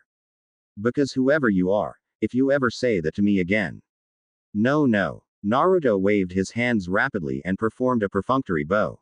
It was a mistake. My bad. If you're quite done haranguing him, Tsunade, Sarutobi's gravely voice interjected, I'd like to speak with our guest. Alone. But sensei. Dismissed. Tsunade looked as though she might say something else, might protest for a final time, but in the end, she resigned herself to a silent retreat, tending to her battered arm as she departed. Naruto turned to regard the Hokage as his fellow blonde gave them their silence. He was acting rather strange. Funny, he didn't remember the old man being quite this stern back in the day. The thought brought a frown to his lips. Had he made yet another mistake already? You are Sarutobi Hiruzen, right? You would be correct. The Sandaime replied, steepling his fingers together. The problem remains, however, that I do not know who you are. Let us begin with what we do know, then. His aging face seemed to tense as Naruto looked on, his old eyes turning harsh and stern. First, you retrieved Uzumaki Kushina from enemy forces at great peril to yourself and returned her to this village, safe and sound. For this, you have my most sincere gratitude. Second, for some reason or another you're impersonating a Konoha shinobi, because I've never seen you before in my life. Third, judging by your appearance, and that little stunt you just pulled back there with my student, you are undoubtedly an Uchiha, which also strikes me as strange. Because, for lack of a better term, you don't seem to have that proverbial stick up your. Have I missed anything? Nope. Naruto had to forcibly sink teeth into his lower lip to keep himself laughing at the last. I think you've just about covered everything and anything. Not quite. Sarutobi fixed him with a steely gaze. There is still the matter of who you are and what you want. Now, because you've chosen to be courteous to me, I shall extend the same courtesy to you. I will ask you one final time. Who are you? Naruto dithered a moment longer, wondering just how much he ought to reveal. He'd already altered events by saving his mother, who was to say what would happen if he revealed he was from the future. Slowly the Junin opened his eyes, letting the gathered teardrops run down the side of his face towards his ears. Just what the hell was he going to do? Even if they did believe his story, there was no way in hell they'd accept his change in appearance. At the least, they'd throw him in a mental hospital. At worst, they'd condemn him to death. The Shinigami's explanation rang through his mind once more. This is what you are going to say. He felt his eyes begin to burn again. He knew what answer he had to give. Do you know the name Uchiha Madara? There was a silence. When the third next spoke, there was an audible edge to his words. Surely you're not claiming to be. PSH. Naruto snorted and waved the Sandame's concerns aside. There could be no taking his words back now. The only way out was forward. Of course I'm not Madara. I'd have to be like 100 years old. Much to his own consternation he steeled himself, drew a deep breath, and continued the lie, continued to weave this fine, delicate tapestry of falsehood. ... I'm his descendant. What? Did I stutter? Naruto forced a tuft of arrogance into his voice. Easy enough when you knew someone like Sasuke and watched the words work their magic. Uchiha Madara is my grandfather. I am of his blood. Must I demonstrate myself further? Sarutobi paled and promptly crossed himself. Twice. Naruto watched a myriad of emotions flicker across his face. A descendant of that man, standing here before them. Now that he looked, the man did bear a passing resemblance to the legendary Uchiha, but no. That couldn't be possible. Madara didn't have any descendants unless he'd fathered a child before being slain by Hashirama in the Valley of End. And if he had, if such a child had grown and produced yet another child. He slammed the lid shut on that train of thought before it could consume him. I'm afraid I'll need more proof than your word. See is believing, after all. Naruto sighed and released chakra into his coal black eyes, awakening the bloodline bestowed upon him. Sarutobi stiffened as the Sharingan abruptly emerged, its triple tomo swirling fiercely angrily in each eye. Naruto bit back a grimace of his own once he beheld his reflection in the Sandame's slate-gray stare. Madara's eyes were still evolving. Rapidly. Would he unlock the Mangekyo at this rate, and lose his eyesight before he could accomplish his goal? He hoped not. Those eyes. Hiruzen visibly swallowed, as though he'd seen something in them Naruto had not. I see. Gathering himself up with an effort, he forced himself back to the table once more. Why have you come here then, after all this time? Surely you could have left Kushina at the gate. I mean, at Naruto's thunderous expression he was quick to amend himself, you must have had a life outside these walls. My father recently passed on. Another lie. But before he did, he told me that all Uchiha were welcome here, and as I find myself growing lonely, I decided to stay. Is that a problem? Not at all. Sarutobi seemed to welcome this change of topic with open arms. If you wish to come into the hidden leaf, that can be arranged. But on to other matters. Where did you get the headband? He asked. This. Naruto pretended to consider the Hishiate for a moment. It was passed down to me. A trophy of sorts. I'll have to have someone validate that. A small smile etched across his visage, like a crack scrawling across stone. But if you're telling the truth, I'd be more than willing to welcome you into our village. He rose out of his chair and pulled up a seat. You may wish to make yourself comfortable then, stranger. You may be here quite a while. My name is Naruto. At last he thought to himself, some truth. Naruto. Then. Sarutobi confirmed. I'll have someone come by to collect you shortly. As you wish. Naruto replied slowly, choosing his words with the utmost of care. Send a Yamanaka to pick my brain. I have nothing to hide. Hours later. Some hours later, Naruto chewed on his bottom lip as he wandered through the streets of Konoha. It had been a long time since he had been able to walk through the village like this, especially since it had first been destroyed back when he was 16. They had done a very good job rebuilding it, but it just hadn't been the same. Especially once it was destroyed the second time. Another thing that had slightly unnerved him at first was seeing so many Uchiha. He hadn't gotten around to figuring out how he would prevent the massacre yet, but it would still be years before that would happen, at the very least. On the other hand, that made it of utmost importance that he try to convince the Hokage to get the Uchiha to merge with the village more than they currently were, lest they risked alienating themselves even further in the future. And then there was the matter of Tobi and Uchiha Madara, not to mention, ouch. Naruto touched a hand to his head and fought to keep from cringing. His head was still throbbing, a side effect of having his memories so thoroughly inspected. As the Shinigami had said, that which was seen were not the memories of Uzumaki Naruto, but Uchiha Naruto. Who would have thought the god of death could do such a thing? Not him. It still riled him to be seen as an Uchiha, when at least on the inside he remained an Uzumaki. By Kami, this was going to take some getting used to. Humming as he walked along, he got the occasional glance from villagers, some of whom would give him a small nod of acknowledgement and maybe a smile before continuing on their business. Others, many of them Uchiha, scowled at him, likely due to their inherent suspicion of Uchiha Madara. Now that he'd claimed to be the man's descendant, it was only natural that suspicion be abound. Yet another big difference: previously he was either completely ignored or treated like a celebrity, especially after Pain's attack. This right now was a happy, if not nice, medium. I guess I could get used to this. He rubbed at an itch on his arm, not used to having them sheathed in long sleeves like they currently were. The Hokage had gotten him a small apartment to use and a few sets of standard Jonin clothing, along with a few sleeveless vests and the standard Jonin jacket. The outfit was similar to that which most Anbu wore, but he currently didn't have a mask or armed guards. That lofty station was well beyond his reach at present. After all, he'd only just been allowed into the village after the Hokage revealed him to half the damn populace, and he was fairly certain his goals didn't include joining the infamous Black Ops anytime soon. As for now, he'd be more than happy with a warm meal of ramen. The scent of it caught his nose, causing his head to snap back around. He spun about, seeking its source. There, standing in all its early glory, Ichiraku ramen. One miso ramen, please. It was all he could do to keep the grin from his face as he rushed inside and took a seat. All his strength was focused on preventing his knees from knocking together as he awaited his long-favored treat.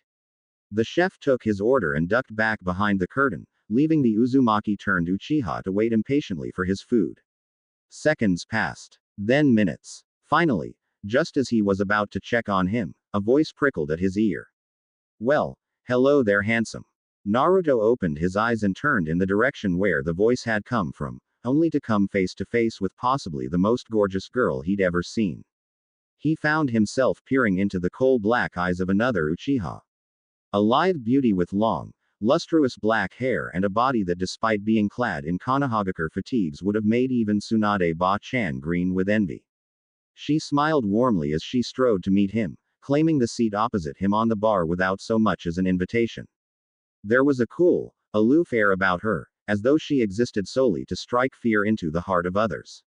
He could appreciate it in a woman, but there was something about this one that instantly put him on guard. Dangerous. Have we met? Naruto failed to bite back that inquiry before it could leave his lips. While he didn't know her, from her gaze, it was obvious the woman knew him. No, we haven't, the kunoichi replied. But I'm sure Kushina's told you all about me. Quote? I'm Mikoto. She continued, pausing, peering at him. I honestly have no idea who you are. Naruto shook his head. Pity. She rolled her shoulders. Father won't like that. But thanks for being polite, for whatever it's worth. That aside, I understand I have you to thank for saving my best friend earlier. Naruto almost barked out a laugh before he realized the repercussions of his actions. Instead of Minato saving his mother this time around, he'd been the one to do it. His actions weren't helping his case any. He had to calm down and think things through rationally from here on out. The slightest action could have untold repercussions in the future. As a matter of fact, Mikoto. A male voice exclaimed, cutting him off. There you are. The smile shattered on Mikoto's face like so much glass. Before Naruto could protest, she looped an arm in his and drew dangerously close to him, bosom pressing into his arm. While he himself was no stranger to intimacy, he still felt a flush rise in his cheeks as she did this to him. He was, after all, only human. And those pressing against him. Play along. She hissed in his ear, mere moments before a stern-looking man appeared via Shuzen. Once again, Naruto felt that faint sense of déjà vu. He'd seen this man somewhere before. But where? What is the meaning of this, Mikoto? The man demanded. What are you doing? What does it look like I'm doing, Fugaku? She smiled, scooting closer to Naruto. I thought I'd introduce myself to our long-lost clansman. Naruto nearly dropped his chopsticks. He knew that name. In his youth before the massacre, he'd gotten into enough trouble to learn it well, having often found himself before the man's desk to be brought to the clan's so-called justice for his pranks. Just as he knew this man would someday be the father of Sasuke and Itachi. His left hand twitched with the sudden desire to kill this man. After what Sasuke had done, he'd be doing a world of good by ending his father's life. This fool. Fugaku scoffed, scowling at Naruto. He's no kin of ours, regardless of what Lord Hokage says. Anyone with dark hair and black eyes can waltz in here and claim to be one of us. But what proof does he have, I wonder? For all we know, he could be an enemy spy. Snick. He blinked in surprise as a thin red line opened across his cheek, spilling crimson down his collar. Naruto retracted his hand back onto the counter, having been the one to throw the knife with deadly accuracy. His eyes narrowed upon Fugaku. His Sharingan must have activated somehow, because the man visibly flinched when he met his gaze. Care to run that by me again? He hissed. You don't frighten me, outsider. The Uchiha snapped back. And no class like you is nothing. No class. As that's so. Naruto quipped, detaching himself from Mikoto, swiveling to face the man. Then why does it look like you're about to piss your pants? He had the succinct satisfaction of hearing Mikoto's laughter. Why did that sound bring such perverse pleasure to him anyway? And his grin only grew as he beheld his adversary's reaction. Fugaku's face flared 5 different shades of red. Why you dare? Oh, I dare. The former blonde was rising from his stool now, ramen completely forgotten in the wake of his anger. What are you going to do about it, little man? Ah, the sweet irony of it all. As an adult, Naruto was a good head and shoulders taller than Fugaku, towering over him like a giant. To think he'd once feared this man in his youth. There was nothing he could do to hurt him now. He was invincible. Untouchable. And if this belligerent fool thought he stood a chance in hell, he'd probably try and. Training Ground 7. The words were little more than a snarl. This evening, with Mikoto-sama as my witness, I will prove just how worthless you are before the clan, worm. I'm shaking in my sandals. Naruto growled, knowing the man had just made a fatal mistake. With to another word, Fugaku rounded on his heel and vanished in a shushin. Kami, I am so sick of him. Mikoto groaned the moment he was out of earshot. All he does is prattle on and preen like a complete idiot. The clan this, the clan that. He's not even the heir and he goes on about it more than I do, for God's sake. Sighing, she pressed her head to the counter, as though she could somehow bury her woes there. He is an, isn't he? Naruto muttered into his drink. Just like Sasuke, he added to himself. Mikoto shook her head at that, raven tresses swaying from side to side. That's not it. I'm the representative of the whole clan. If the clan is in a bad position, I must protect it. I'm an only child and my father isn't getting any younger. So the job of looking after the clan must be left to me. My father is the supervisor of that job, so that's probably why he pays so much attention to me. But with conversations between us alone. Today, when Oto-san spoke with me, he spoke of you, and what you did for Kushina. You were bold, reckless, not a thing like Fugaku, not even in the slightest, and because of that, I think he's a bit jealous of you, frankly.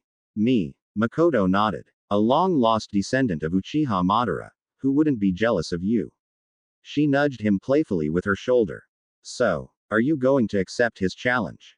Naruto's frown flipped itself upside down. You bet your pretty little I am. Her onyx gaze pinioned him. You know, It's a good thing you're cute.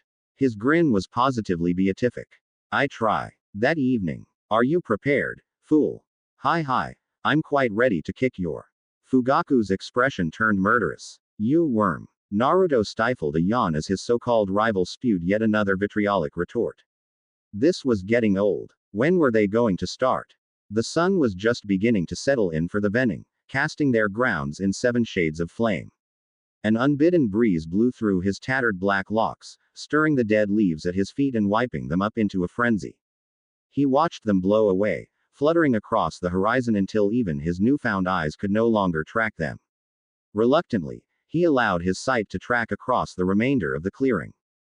Fugaku had been good on his word. There were at least several dozen clan members crowded into the training grounds, each eager to see him succeed. Or fail. The latter wouldn't be happen.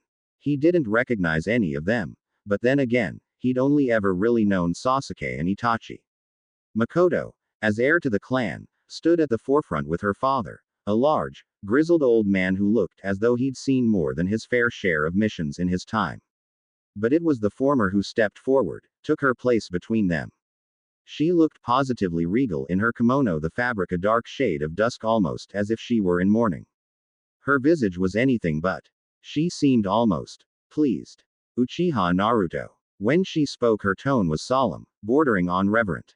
Fugaku has challenged your claim as Uchiha. Do you accept this challenge? Naruto grinned. Hell yes. He was going to enjoy this. A slight smile lifted her lips.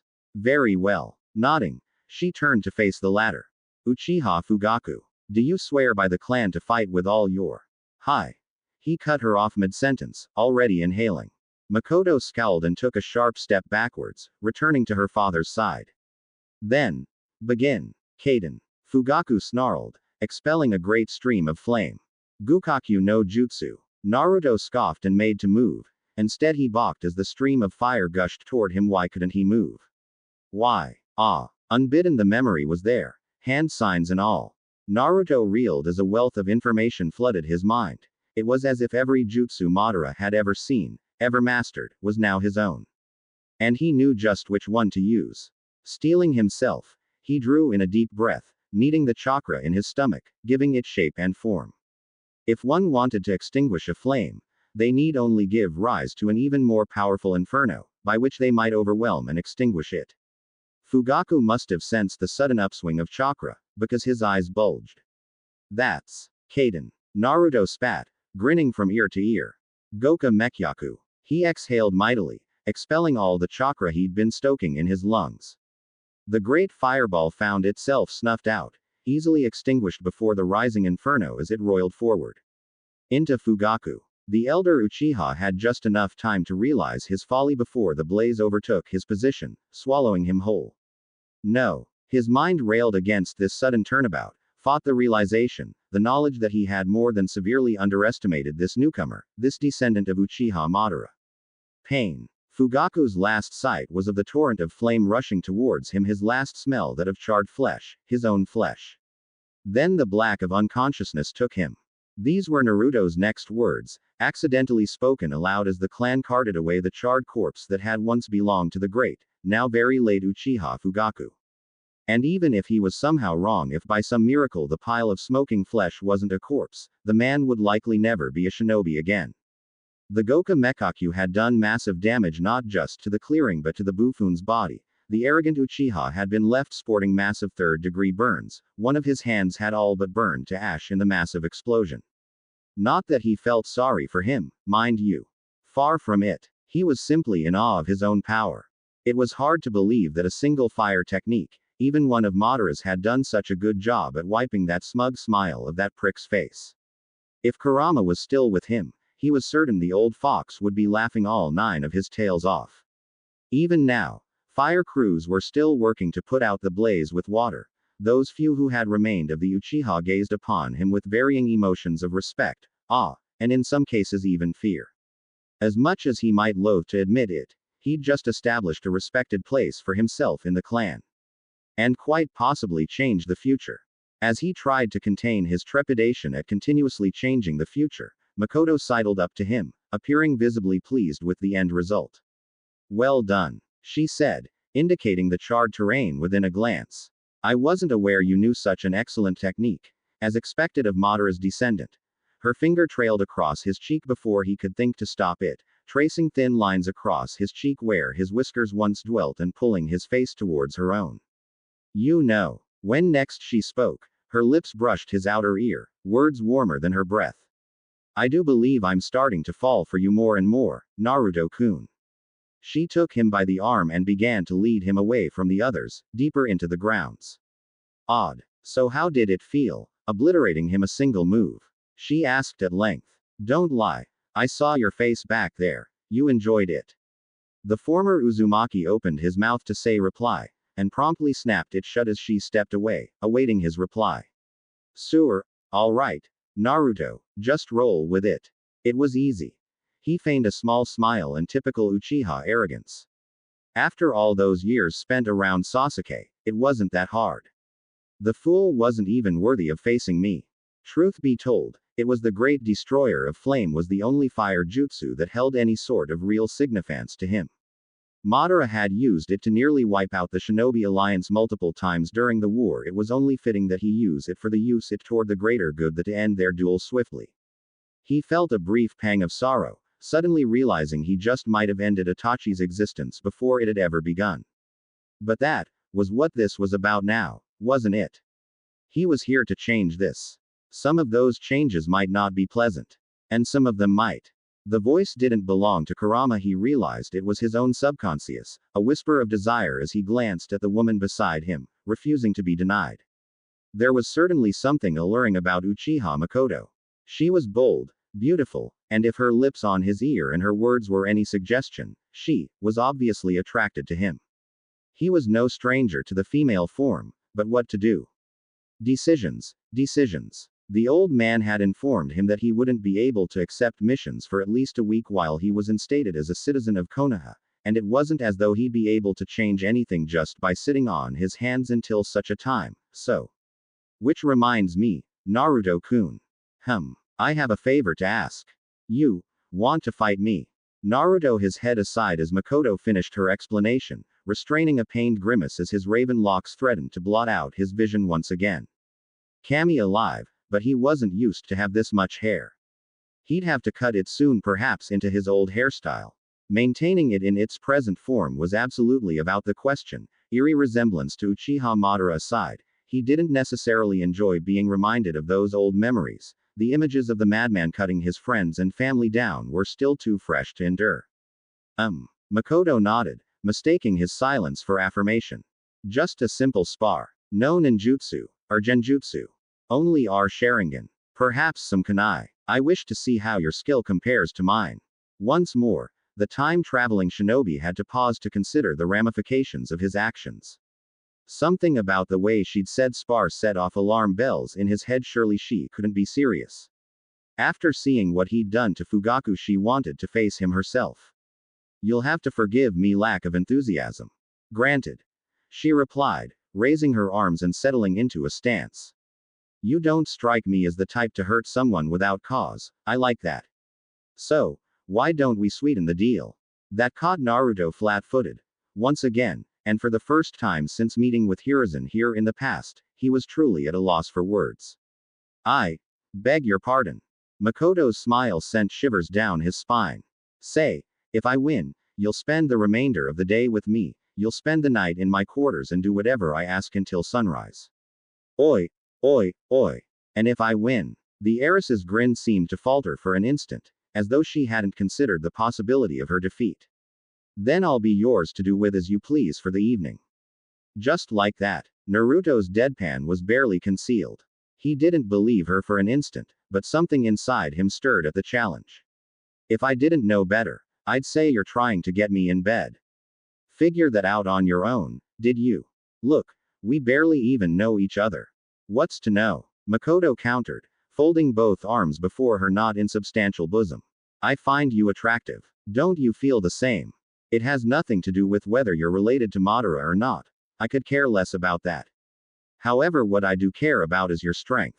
You proved your power against Fugaku back there. You're obviously more than a match for most of our clan. I dare say you'd even best my father, and he's the clan head. As his heir, I wish to see your true capabilities firsthand for myself. You do understand that, I trust. Yes, Naruto chose his words carefully, but I still fail to see why you want me so badly. In the face of his silence, she smiled. It seems forward, I know, but I have always known what I've wanted in life, ever since I was a little girl. Someone strong. A man who doesn't piss or preen over tradition. Someone willing to stand up for himself and what he believes in. She turned aside then, her eyes downcast. Until you came along, I was beginning to lose hope. I'd never thought I would find someone like that. Unfortunately for you, and here she did raise her gaze, eyes bright and determined. You've come into my life at the worst possible time and done exactly what I had hoped to do, turn my entire clan on his head. I expect you to take responsibility for what you've done. And then, just as swiftly as her Sharingan had shown itself, so did it fade, those charcoal orbs unexpectedly softening. Do you not find me attractive? She asked, tucking an arm around her waist whilst she spoke. As a fellow Uchiha, oh dear God, she's adorable. Naruto felt a trickle of blood trickle down his nose and promptly slapped himself. Just who the hell was he staring at here? Itachi's mom. Itachi's mom. Itachi's mom. I have to calm down before I go and do something stupid. And yet, his mind was screaming at him, telling him that this was the woman responsible for giving birth to Itachi and Sasuke. By all rights they might not exist now after what he'd done to Fugaku, but a small part of him cried foul at the thought of eradicating Itachi from existence. He tried to shut down all thoughts of mutual attraction from his mind, but to no avail. They clung like a stain to his brain, resisting all attempts to be scrubbed off and clean. And as such, he wasn't quite ruining the next words that emerged from his mouth. Well, you're certainly not unattractive. Gay. These Uchiha really spoke their minds, didn't they? She wasn't anything like Itachi or Sasuke. Nothing at all. He didn't remember either of them being like, well, this. He was swiftly losing himself. Naruto was, and their spar had yet to even begin. Well, when you put it that way. Begin. She dove at him, her body a lithe blur, ebony tresses streaming out behind her as she threw the first punch. His new eyes saw it coming a mile away. What they didn't see was her hand emerging from the pouch at her back. The blow had been a feint. Naruto's head snapped to the right, his mouth snapping shut with a harsh click as something screamed towards his face at breakneck speed. He felt something catch between his teeth and only then did he realize, he'd caught a kunai between his teeth. Mikoto gave him no time to try and process his small victory, however, her hand scything towards his neck in a devastating arc that, if successful, would surely leave an awful bruise if it connected. He'd learnt since a young age to underestimate the strength of an Uchiha, certainly not one in her prime. With a hiss his head arched backward, taking the kunai between his teeth and shooting it back at her with the sheer force of his tongue alone. A thin slice opened upon the older Uchiha's cheek, earning him the briefest of surprised snarls. His hand snared her wrist in a vicious vice, biting down with enough force to shatter bone. This same technique had broken Tsunade's wrist hours before. Mikoto didn't even flinch. Naruto saw it then, the chakra circling in her veins, strengthening her body, granting her resilience, momentarily surpassing his own strength. Not bad. She conceded. But, he challenged. But I can do better. Mikoto scissored her legs beneath him, depriving both of their balance. The Uzumaki turned Uchiha had a heartbeat to realize just how much he was beginning to enjoy their little spar, before that old instinct of his kicked in, sending his new body whirling into action. Sharingan eyes flared. He saw her heel come sweeping towards him an instant before Mikoto began the motion. In the blink of an eye, he launched himself upright, planting his knee into her stomach. He braced himself then, readying for the counterattack. That never came. Mikoto crumpled like a sack of potatoes, her body flopping like a wet noodle to the ground. Oh crap. He'd underestimated his strength. Just what kind of awful power dwelt in this new body of his, to fell someone with a single blow? Stooping to a knee, he began to check for a pulse, silently fearing the worst. He hadn't killed her, had he? A harsh cough from Mikoto swiftly disabused him of such a notion. She was still breathing, though stunned by the blow to her stomach all the same. Sorry. Naruto murmured. Guess I don't know my own strength. Impressive. She gasped up at him. Your strength exceeds everything I thought it would be. Truly. As promised. Nope. What? I said no. Naruto felt he might be making the biggest blunder of his life, but still, he shook his head. Don't force yourself for the sake of your clan. I detest that. More than anything, he hated it when people were lying to themselves. He wanted no part of this if the heiress didn't truly want him. And for a moment, he thought he'd been right. Mikoto stared up at him for a long moment, her dark eyes disbelieving, her expression torn somewhere between anger and amused ire, as though she found this whole speech of his incredibly funny. A joke, even. Then she straightened, albeit with some effort, refusing all attempts at acceptance. Whoever said I was forcing anything, fool. Her hands closed around his visage and drew him forward, their faces now centimeters apart. I wasn't lying when I said I wanted you. Huh. Mikoto looked like she was going to say something else, but she didn't. Instead she smiled, leaned up, and kissed him. Naruto shivered, a small tremor of desire arcing up his spine. But desire wasn't enough to hold him to Mikoto, no matter how much lust he might feel in that regard. It took a great deal of effort to break away, but he did just that, gasping slightly. We can't do this, he argued as she tugged him out of the sunlight and into the trees, but the words were without rancor. Oh, I think we can. She reached up, trailing her finger through his hair, stroking his scalp through the sea of ebony tresses. In fact, we're going to. Right here. Right now. There was just something about the way she said those words that stripped away his self-control. Gazing down at her, her eyes half-lidded, her fingers exploring every inch of him, told Naruto all he needed to know. He'd been wrong. Mikoto wasn't being forced into anything, she was doing this. There was absolutely nothing flitting across his frame. No, you don't understand. He was cut off as her mouth struck his, her lips connecting with his ferociously, her tongue probing against his. That did it. The last bastion of his self-control crumbled. And there you have it. Naruto finally sets foot in the village. It took me a damn long time to figure out how I wanted to present the Hokage scene, and with this, I can say that I am finally at last, satisfied. Poor Naruto though. No one sees him for what he really is, and more he's losing pieces of himself. He remembers what he once was, but more and more he's starting to see just how much a mess he's walked into. Pairing is still up in the air, but Mikoto is most likely going to be involved, although I will gladly take any other recommendations that are offered. Mikoto's falling for him. But the question does remain. Will Naruto ever reciprocate her feelings? I'm leaning toward yes, in time. I may even include Tsunade, seeing as how the age gap has shrunk to almost nothing now. Mikoto may have a slight lead, but the pairing it's still entirely up in the air. Vote. Review. Tell me what you want. So, in the immortal words of Atlas. Review. Would you kindly? And of course, enjoy the previews. I know they may be a total tease, but hey, I live to serve. Preview. Don't talk like that. Naruto shook his head. You're a hero of the village, after all. Kushina flushed. Hero. What makes you say that? Because you're holding back the Kyuubi, preventing him from escaping. Naruto's deadpan was barely concealed. Isn't that obvious? Why should anyone mistreat you for your sacrifice? There was a silence. Why you? You're really trying to make me fall for you, aren't ya? What? I've already explained this twice to you, Naruto. Sarutobi's deadpan was barely concealed. Do you honestly expect a third? Yeah, because it'd make me feel all warm and cozy inside. Naruto's deadpan was barely concealed. Endeared though he might have been with the Sandaime during his youth, it was a man, not a boy, who gazed upon the third now, through eyes unfettered by admiration and endearment. For as long as he could remember, he'd wanted to wear that hat, sit in that seat. Losing a war had changed that.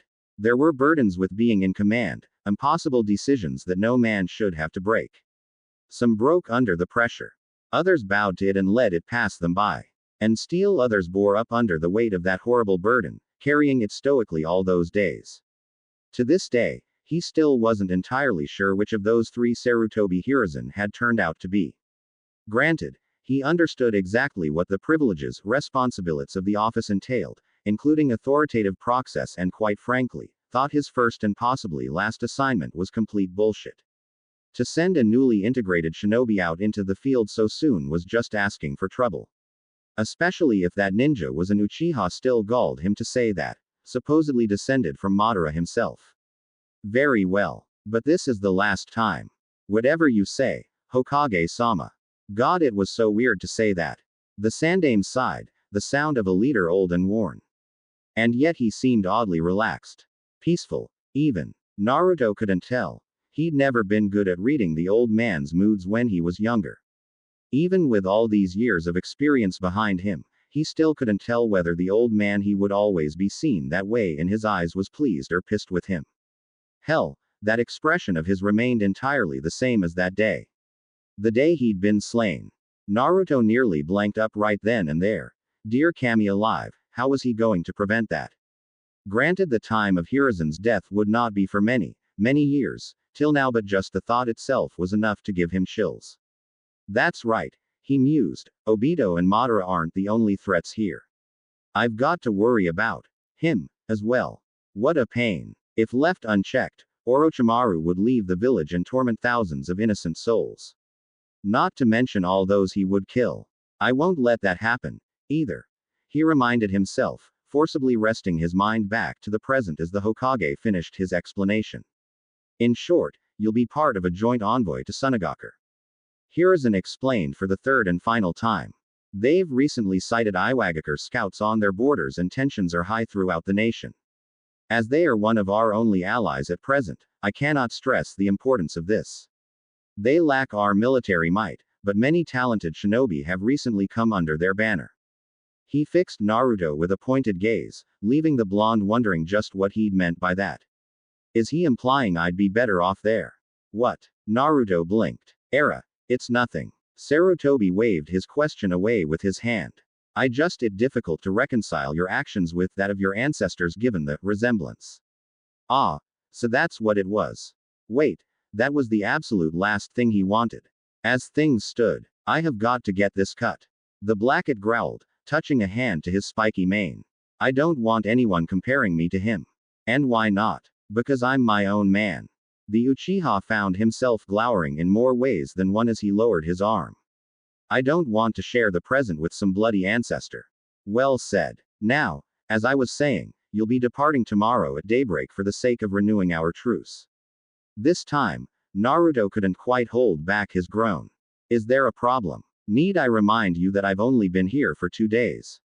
His voice held just a hint of exasperation when he spoke, a note of annoyance at his careful plans so callously disrupted. 3, if you count today. And here he'd been hoping to do some recon on the village, maybe ingratiate himself with the clans, possibly even improve his social standing, the better with which to guide future events. Being sent out as an envoy to another village wasn't exactly part of the plan. It certainly didn't help that he knew next to nothing about Tsunade, save that Gaara, and by definition, his mother and father, hailed from there. Wasn't her name Karura, or something? He quietly filled that away for later use before speaking again. I thought I'd have at least a week to acclimate, till you started sending me on missions, or something important. You've generated a lot of interest in the other nations. Hiruzen replied, steepling his fingers. As much as I would have liked to give you some time, I'm afraid that's no longer an option. Besides, and here the Sandame did smile, you're still wearing that old Hishiate, are you not? Naruto blanched. In all the chaos of his arrival, he simply hadn't bothered to remove the damn thing. Sentimental value and whatnot. Why you have me there? Precisely. The not quite old man answered, his gray gaze gravitating towards Naruto once more. As Tsunade is our ally, I saw no reason to refuse their request. Unless you have a problem. Inwardly, Naruto blanched. Well, this certainly threw a wrench in his plans. But he couldn't object without sounding foolish, and he'd already resolved not to reveal that he was from the future. To say so now would ruin what little credibility he had already established within the village, not to mention end with him in irons. They'd think he was a crazy man. And with the false memories of the Shinigami overlaying his own, there was no way for him to convince them otherwise. No choice but to bite the bullet on this one. No, I can't say that I do. Naruto pinched the bridge of his nose. I take it you're going to assign me an escort. My pupils will escort you, yes. Sarutobi replied. This is an A- ranked mission, Naruto. As much as I might like to, I can't simply send you alone. He made no mention of the turmoil his obliteration of Fugaku had done to the village. They both knew that a message had been delivered, albeit unintentionally. To stand against Madara's descendant was to court death or worse. It wasn't certain if the man would ever wake from the coma the medics had found him in. For all intensive purposes, the man's might just be gone. So it's gonna be just me and the Sannin, hauling around in the desert, came the reply. Foon. Naruto. The reborn Uchiha stopped short, humor falling to the wayside when heard that tone. The tone. It was the same one the old man had used to discipline him when he was 6 years old. Whatever he was about to say, it was completely, utterly serious. I suspect you already know this yourself, but I'll should have you know that we are at war amongst the other major villages. Assassinations, power-changing hands, that sort of thing is commonplace in this day and era. Sarutobi warned, his voice dreadfully soft. Iwa, Kumo, Kiri, amongst others. I would greatly appreciate your discretion in this matter. Although it seem but a trifling task for one such as yourself, I needn't remind you that the probability of encountering resistance is quite high. Afraid I'm going to burn a few bodies. Unless you've business with the Clane heiress. Hiruzen countered slyly. Naruto froze. Sarutobi knew. He didn't know how, but somehow, the old man knew. He knew. He'd managed to land himself in trouble already. It didn't have anything to with his afternoon tryst with Mikoto, thanked Kami, save the Sandame and his crystal ball damn ball. The two of them had managed to avoid detection, despite having blatant in the middle of the afternoon in an unguarded training ground no less. The Uchiha heiress had bid him adieu with a not-so-subtle promise to see him later. Thus, here he found himself, dancing on a razor's edge. To deny it would make him look bad in the eyes of the Uchiha, not to mention Mikoto herself, whom he rather fancied, and likely eliminate the one ally he'd already gained. Preventing that massive massacre was high on his to-do list, enough to make the former blonde swallow his pride and relinquish the fact. How? It was not a question. I have my ways. Sarutobi's smile was that of a proud parent. Once more Naruto was reminded that the old man considered much of Konoha to be his family. At Naruto's thunderous expression he was swift to raise his hands in deference. Make no mistake, I approve. It is good that you were able to integrate into your clan so seamlessly. Naruto's anger dissolved when he saw that amused expression, replaced by shock. The old fart had actually seen it happen. And try as he might, he simply couldn't bring himself to be angry about it. In doing so, Sarutobi literally had him over a barrel. That ingenious bastard. A knock on the door interrupted his self-inflicted musings. Yes, come in. Sarutobi waved. Once more Naruto found himself stricken speechless by the trio that emerged. Tsunade he'd already seen, so her reappearance wasn't nearly as striking as before. But there's not a pace behind her. Ero Sennin. He was a bit younger, without the lines in his face, but it was definitely him. He was alive. Almost every fiber of Naruto's being longed to leap across the room and gloom his sensei in a strong hug. That desire only intensified when Jiraiya grinned that grin of his and spoke. You called for us, old man. I'm not that old. Sarutobi's reaction had Naruto snickering, but his amusement was admittedly short-lived. Because there was one other whom he'd failed to account for. One who just as swiftly made himself known. That oily, slippery old voice sending a sharp spike of anger, fear through the warm fog of nostalgic euphoria that had enveloped him. As this him, sensei? Yes, this is the young man I spoke to you about. Interesting. The Uchiha's Sharingan activated almost on their own, and he simultaneously fought down the urge to hiss as that golden gaze fell upon him. There he was. Naruto felt a cold chill shoot down his spine at the sight of Orochimaru, nearly grimacing at Sannin's pale, composed visage. Orochimaru had been somewhat ambivalent toward by the time war reached its climax. They'd even worked together once or twice, but he trusted the slippery snake about as far as he could throw Gamabunta. Which was about a foot or two. The man might not be evil yet might, but that didn't make him any less dangerous. If anything, he was even more of a threat.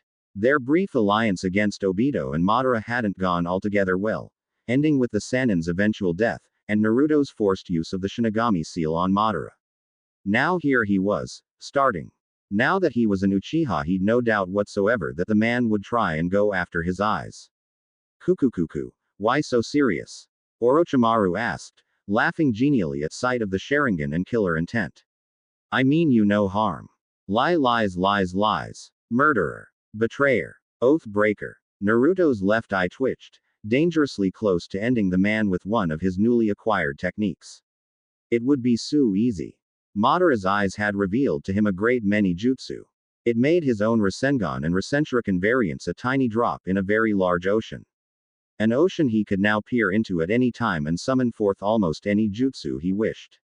He could drown the man in water, bury him in mud, char his body to cinders, or even suffocate the air from his very lungs. And those were just the elemental ones. Of course, any such aggression would result in an immediate attack from the three shinobi in the room, but still. I need to find a way to get rid of this guy without anyone noticing. An idea occurred to him just then. Orochimaru would be suffering a very unfortunate accident a few days from now. But until then, he would play nice. Sorry, he cracked, but I don't like guys. He had the sweet satisfaction of watching the man's pale visage turn ghost white. Tsunade frowned at the slight, opened her mouth to speak. Oh, calm down, Grandma. Naruto waved her wrath away at a glance, quietly cursing himself for the slip-up. Let your boyfriend over there fight his own battles. Now, 2/3 of the Sannin were paler than bone itself. Why you little? We are not involved. At all. Bahahahahahaha. Jiraiya's mad cackle lopped the legs off her reprimand with singular ease, the whitehead all but beside himself with laughter. Oh, that was a good one. I like this guy. He readily extended an arm toward Naruto, offering a rough palm for the younger man to clasp with a familiar ease. Nice ta mecha, kid. I'm Jiraiya. Hope we can get along. Same. He managed, shaking the hand of the man who would one day teach him so much, he couldn't resist getting a jibe in. Just be thankful I don't have a stick up my like the rest of my clan. His grin only grew as they shook. I'd heard it from Sarutobi, but you're really not like most Uchiha, are ya? Nope. Naruto bit back a smile, seizing upon the chance to get to better know the man who had once taught him so much. Must be my perverted streak. A lie, technically. He hadn't discovered those urges until just before Sakura's death and shortly thereafter his own, but they'd set in firmly enough to make him wonder sometimes, had the legendary sage really rubbed off on him that badly? Hell, he'd even caught himself peeping a time or two. Then he'd found himself flung into the past and summarily Mikoto had stirred up those desires all over again. A gleam shone in the Sannin's eye. As that's so. You have no idea. Good to see you're getting along. Sarutobi smiled. You know your assignment. The four of you will leave for the border and make for Sunagaku immediately.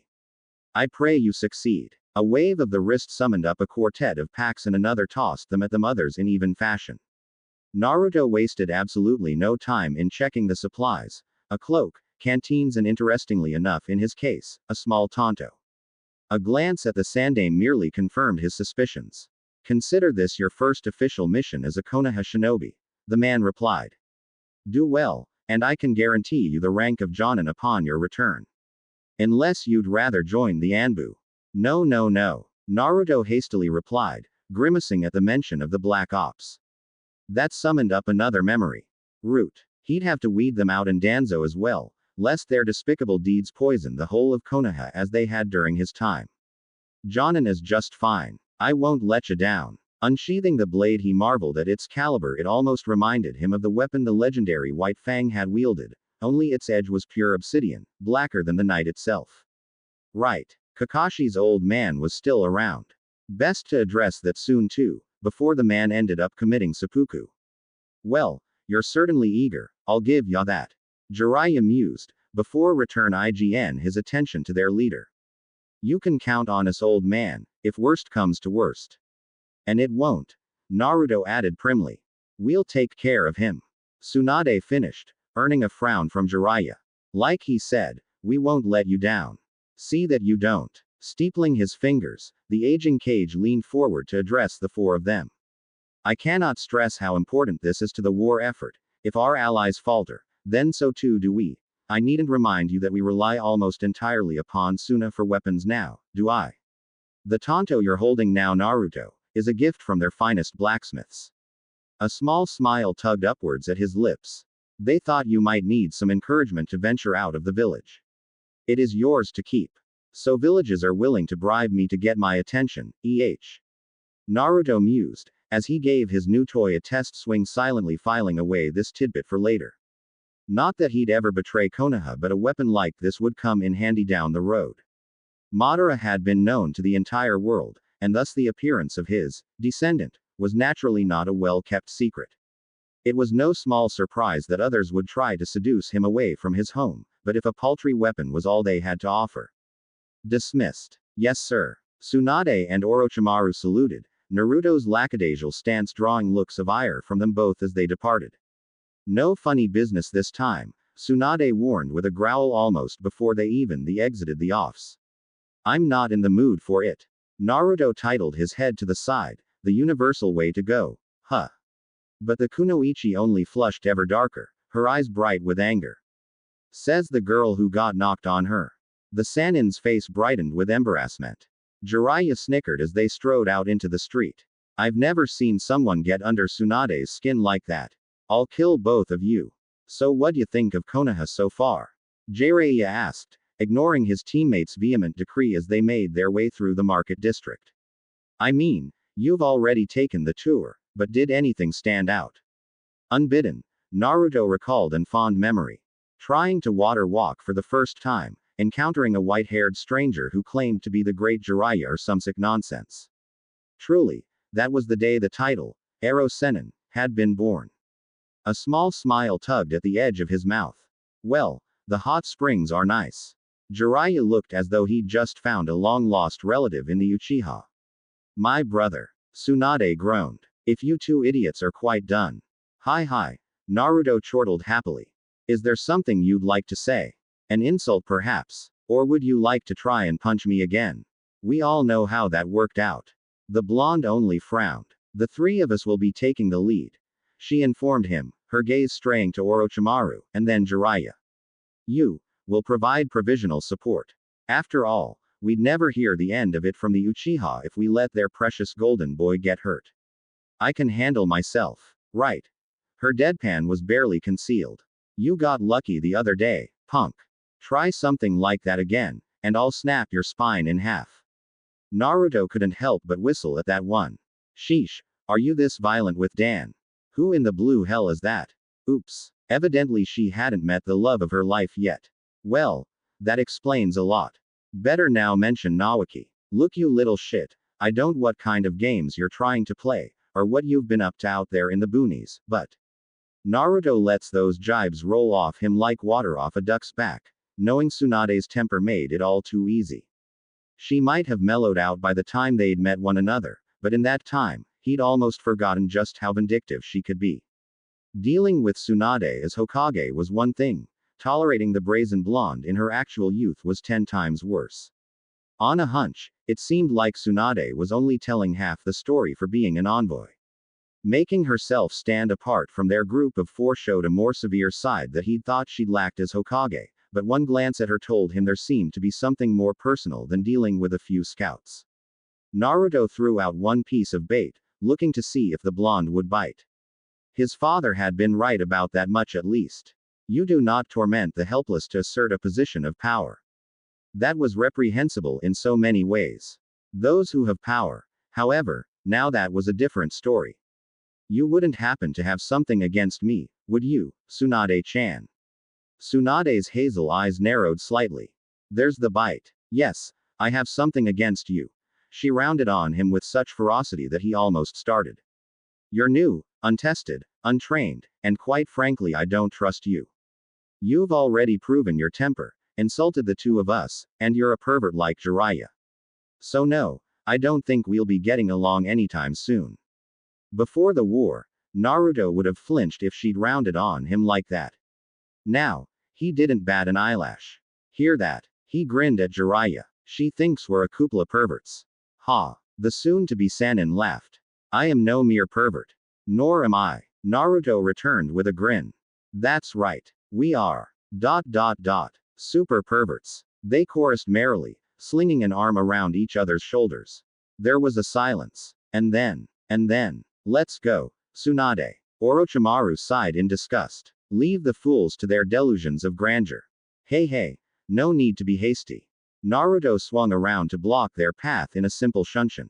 I don't really care about the snake bastard, but if ya hate me this much, Tsunade-chan, what you say to a little wager? You win, and I won't speak to you for the rest of my days. A simple contest, that's all.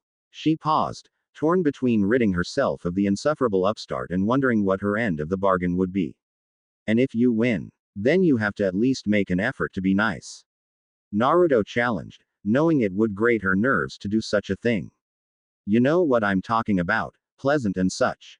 At least to get to know me before you start condemning me for sins that aren't mine. Sound fair? That's it. That's it. Naruto replied, knowing she was a legendary sucker. Shall we settle this, then? His foot struck down at the street, molding the earth into the form he so required. The pavement bent to his will, summoning forth a finely packed table of earth and clay and a pair of tiny hills upon. He moved to the nearby table and took his place on the crudely crafted chair beside it, earning a bemused chuckle from Jiraiya and a quiet stare from Orochimaru. Genius that he was, the pale prodigy immediately realized what the Uchiha was up to, and, in his convoluted mind, he thought the Uchiha stood no chance, none at all. Tsunade's strength was legendary, the man was a fool to challenge her. He said as much, and Jiraiya seemed to think so just as well, but he remained silent despite. Arm wrestle. Yup. Unless you're afraid. Naruto taunted. Tell you what, I won't even use my Sharingan. Just brute strength. No 2 out of 3s or anything. You pin me once and I give up, and vice versa. Tsunade bristled. Oi, is he serious? Quite. Naruto placed his arm on their impromptu little table and wiggled his fingers. Finally, Tsunade did the same. You do realize you're going to lose, right? FWAH. The Uchiha laughed as he lit a cigar with one hand and tapped his sheathed tanto with the other, some of the other villagers curious as to what exactly the man was capable of doing. We'll see. Ready, and go. To her credit, Tsunade actually managed to budge him an inch or two. But Naruto already knew all her tells, just as he knew he had exactly 3 seconds to force that arm down before she snapped his in half. He was by no means stronger than Tsunade, but a year's worth of war had taught him to be clever. And so, before she could exert the full force of her considerable might, he swung out with his foot, breaking her concentration just long enough, all without so much as touching her. In that instant her grip instinctively slackened as she prepared to defend herself, and he put his superior speed to use. Slam. Jiraiya and Orochimaru gawped as the back of Tsunade's arm struck the table with enough force to shatter it, leaving the smug Uchiha the proud victor. There was a silence. And then, a glimmer of respect entered her eye. You bastard. But the words were without their usual rancor. How did you know that would work? Naruto waggled his eyebrows. A ninja must look beneath the beneath, Tsunade-chan. And in doing so, he just so happened to catch a streak of red amidst the crowd. Well now. He muttered, creating a shadow clone to pursue. What do we have here? Kushina was dejected. Nearly 3 days had passed since she'd seen Naruto. After the Uchiha had been whisked away to Kami knew where she'd hear precious little. Apparently he was the talk of the town, having nigh but easily maimed a fellow Uchiha in a duel of honor. That came as no surprise to her. Having seen the man's techniques firsthand, she knew he was more than a match for most shinobi. But where had he gone? Surely he hadn't gotten himself thrown out of the village for his actions. If so, she would have at least liked to say goodbye. When asked, Minato had expressed some relief that the newcomer had vanished, stating that strangers like him couldn't be trusted during times of war. Kushina was certain there was more to the blonde's sudden animosity than that, but she'd been shooed away before she could press the matter any further. Evidently the last Namikaze was hard at work on a new jutsu, and he didn't want anyone to lay eyes upon it until it had been completed. That left her search at a dead end.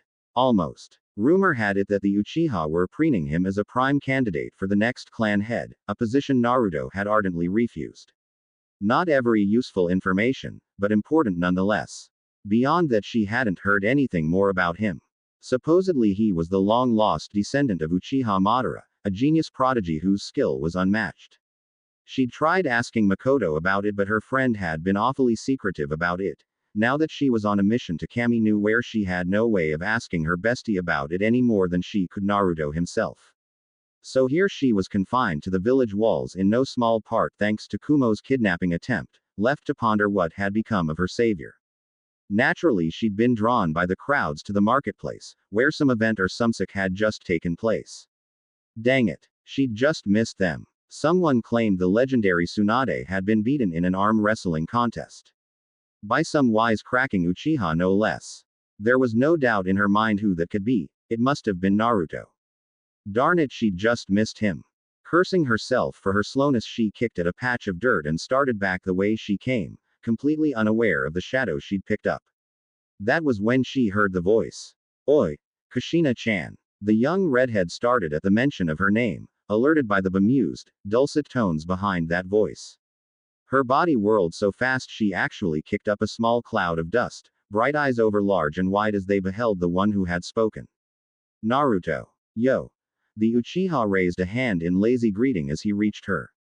I was looking for ya. Every fiber of her being longed to swarm him, she only barely held herself in check. That was when she noticed his attire. The raven-haired man had outfitted himself for a long journey, a clear sign that he intended to travel great distances, and soon. Oh no, had he truly been exiled for his actions already? Not to press you or anything, but are you? Am I? Please don't leave already, Databane. Naruto blinked, momentarily taken aback by those words. Kushina felt her face flare fire engine red, the back of her neck burning beneath the brand of his inquisitive gaze. There. She'd said it. An awful pall hung there between them for a long moment, the silence stretching on for what felt like a small eternity. Finally someone broke it. Leave. Naruto exclaimed aghast, his comps shattering like so much glass. What are you talking about? I've just been assigned a mission, is all. He continued quietly, indicating his pack. It's a big one, too. Real hush-hush kinda stuff. Don't know when I'll be back. Oh. Relief flooded her every feature. He wasn't leaving. Well, he was, but at least he'd be coming back. Unless he got killed. But then if he got killed, wouldn't he be? Arg, why is this so hard? Groaning, the redhead buried her face in both hands, trying and failing to stifle the moan that moved past her muffled lips. There's an old saying where I'm from. Naruto grinned. Even when a lion hunts a rabbit, he gives it his all. That's the kind of man I am. So even on a mission like this, I'm prepared to go all out. Were you worried about me? Ass. Kushina couldn't help but smile at his attempt at levity. Despite that, Naruto frowned. I'll be fine. He reassured, mistaking her silence for anger. No, it's not that, it's just. Now it all made sense. She still felt indebted to him for saving her 3 days before. It was only natural that she'd want to learn more about him and, ordinarily, he would have had a problem with that.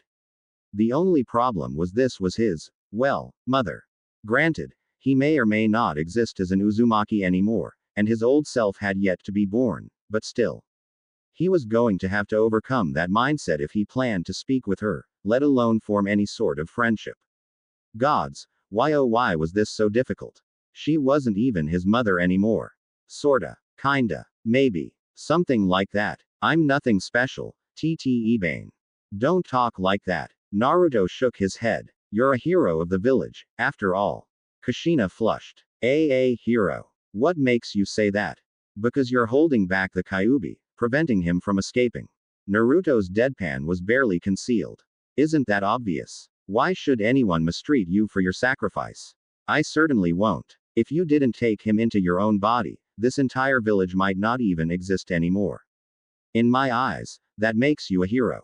Reaching down for her, he cupped her chin in hand, forcing the young kunoichi to look him square in the eye. No matter what anyone says, that's war you are. You, Uzumaki Kushina, are a hero. There was a silence. Slowly her face began to flush, not scarlet as before, but a rosy hue. Almost as if she'd been tickled pink. Why you're really trying to make me fall for you, aren't ya? The kiss, when it came, was completely and totally unexpected. One moment he'd been standing there, staring down at the girl who without his continued interference might one day be his mother. The next, She stood on the tips of her toes and pressed her lips against his whiskered cheek. It was a fleeting, tantalizing touch, innocent and naive, and it had him completely spellbound. Huh. So surprised was the shadow clone that it actually dispelled on contact, evaporating less than an instant after Kushina's lips touched his cheek. The young vixen left behind was baffled, blinking in surprise as she realized the object of her affections had just vanished in a plume of smoke. She'd kissed a cage bunshin. But even so, she had actually, completely, definitely, kissed him. Oh dear. The actual Naruto blinked as the memories came back to him at the gate. Well, that was certainly interesting. A small, slightly dismayed smile leapt to his lips. He'd been kissed by his own mother. And to make matters worse, he'd actually enjoyed it. Uzumaki Uchiha Naruto, had enjoyed being kissed by his mother. The very thought was as disturbing as it was erotic in so many ways. He barely fought down an urge to send another clone after his will-be parent. Are you that excited, kid? Jiraiya asked aloud, mistaking the Uchiha's smile for something else. Something like that. Yeah. It seems you're having fun, partner. Naruto opened his eyes and immediately bristled in recognize. He knew that voice, recognized it now. It was his own, his dark side speaking to him for the first time since the Falls of Truth. He hadn't heard him for ages now. With Karamage done, he simply hadn't expected to, either. To listen to it again, hear it speak to him again, raw shivers shot up and down his spine. It's me. He experienced a sudden flash of his darker half with its dark red eyes and bleak smile. Missed you too. You Sanuva bitch. Get the hell out of my. Relax, partner. Yami Naruto soothed, spreading his hands in a calming gesture. I'm not here to cause trouble. If anything, I'm here to congratulate you. Betting 2 women at once. Hot damn. That takes some doing, even without my help. Didn't know you had it in ya. For the record, I've only betted 1. The other, oi, don't put ideas like that in my head. Whatever you say, boss. A devilish laugh rebounded through the halls that were his mind, dying away almost immediately thereafter. I look forward to your future exploits. Blissfully unaware of the havoc raging inside the ex-blonde's head, Tsunade gave the order to open the gates. By the grace of Kami, Naruto managed to wrest his attention away from the dilemma and return it unto those great mahogany doors as they ground themselves open. Kukuku, Orochimaru murmured morosely. This should be interesting. Naruto frowned. Cry havoc and let slip the dogs of war. The Uchiha murmured a bleak and quiet quote to himself as he strode out of Konoha for what felt like the first time, in a very long time. I will fear no evil, for I am the shadow. The heavens shall tremble. You will rise nevermore. Where did that come from? What an old saying of mine. Naruto's eyes gleamed menacingly. Says the good get their just rewards and the evil, well, they get their just deserts. For him, Orochimaru couldn't die fast enough.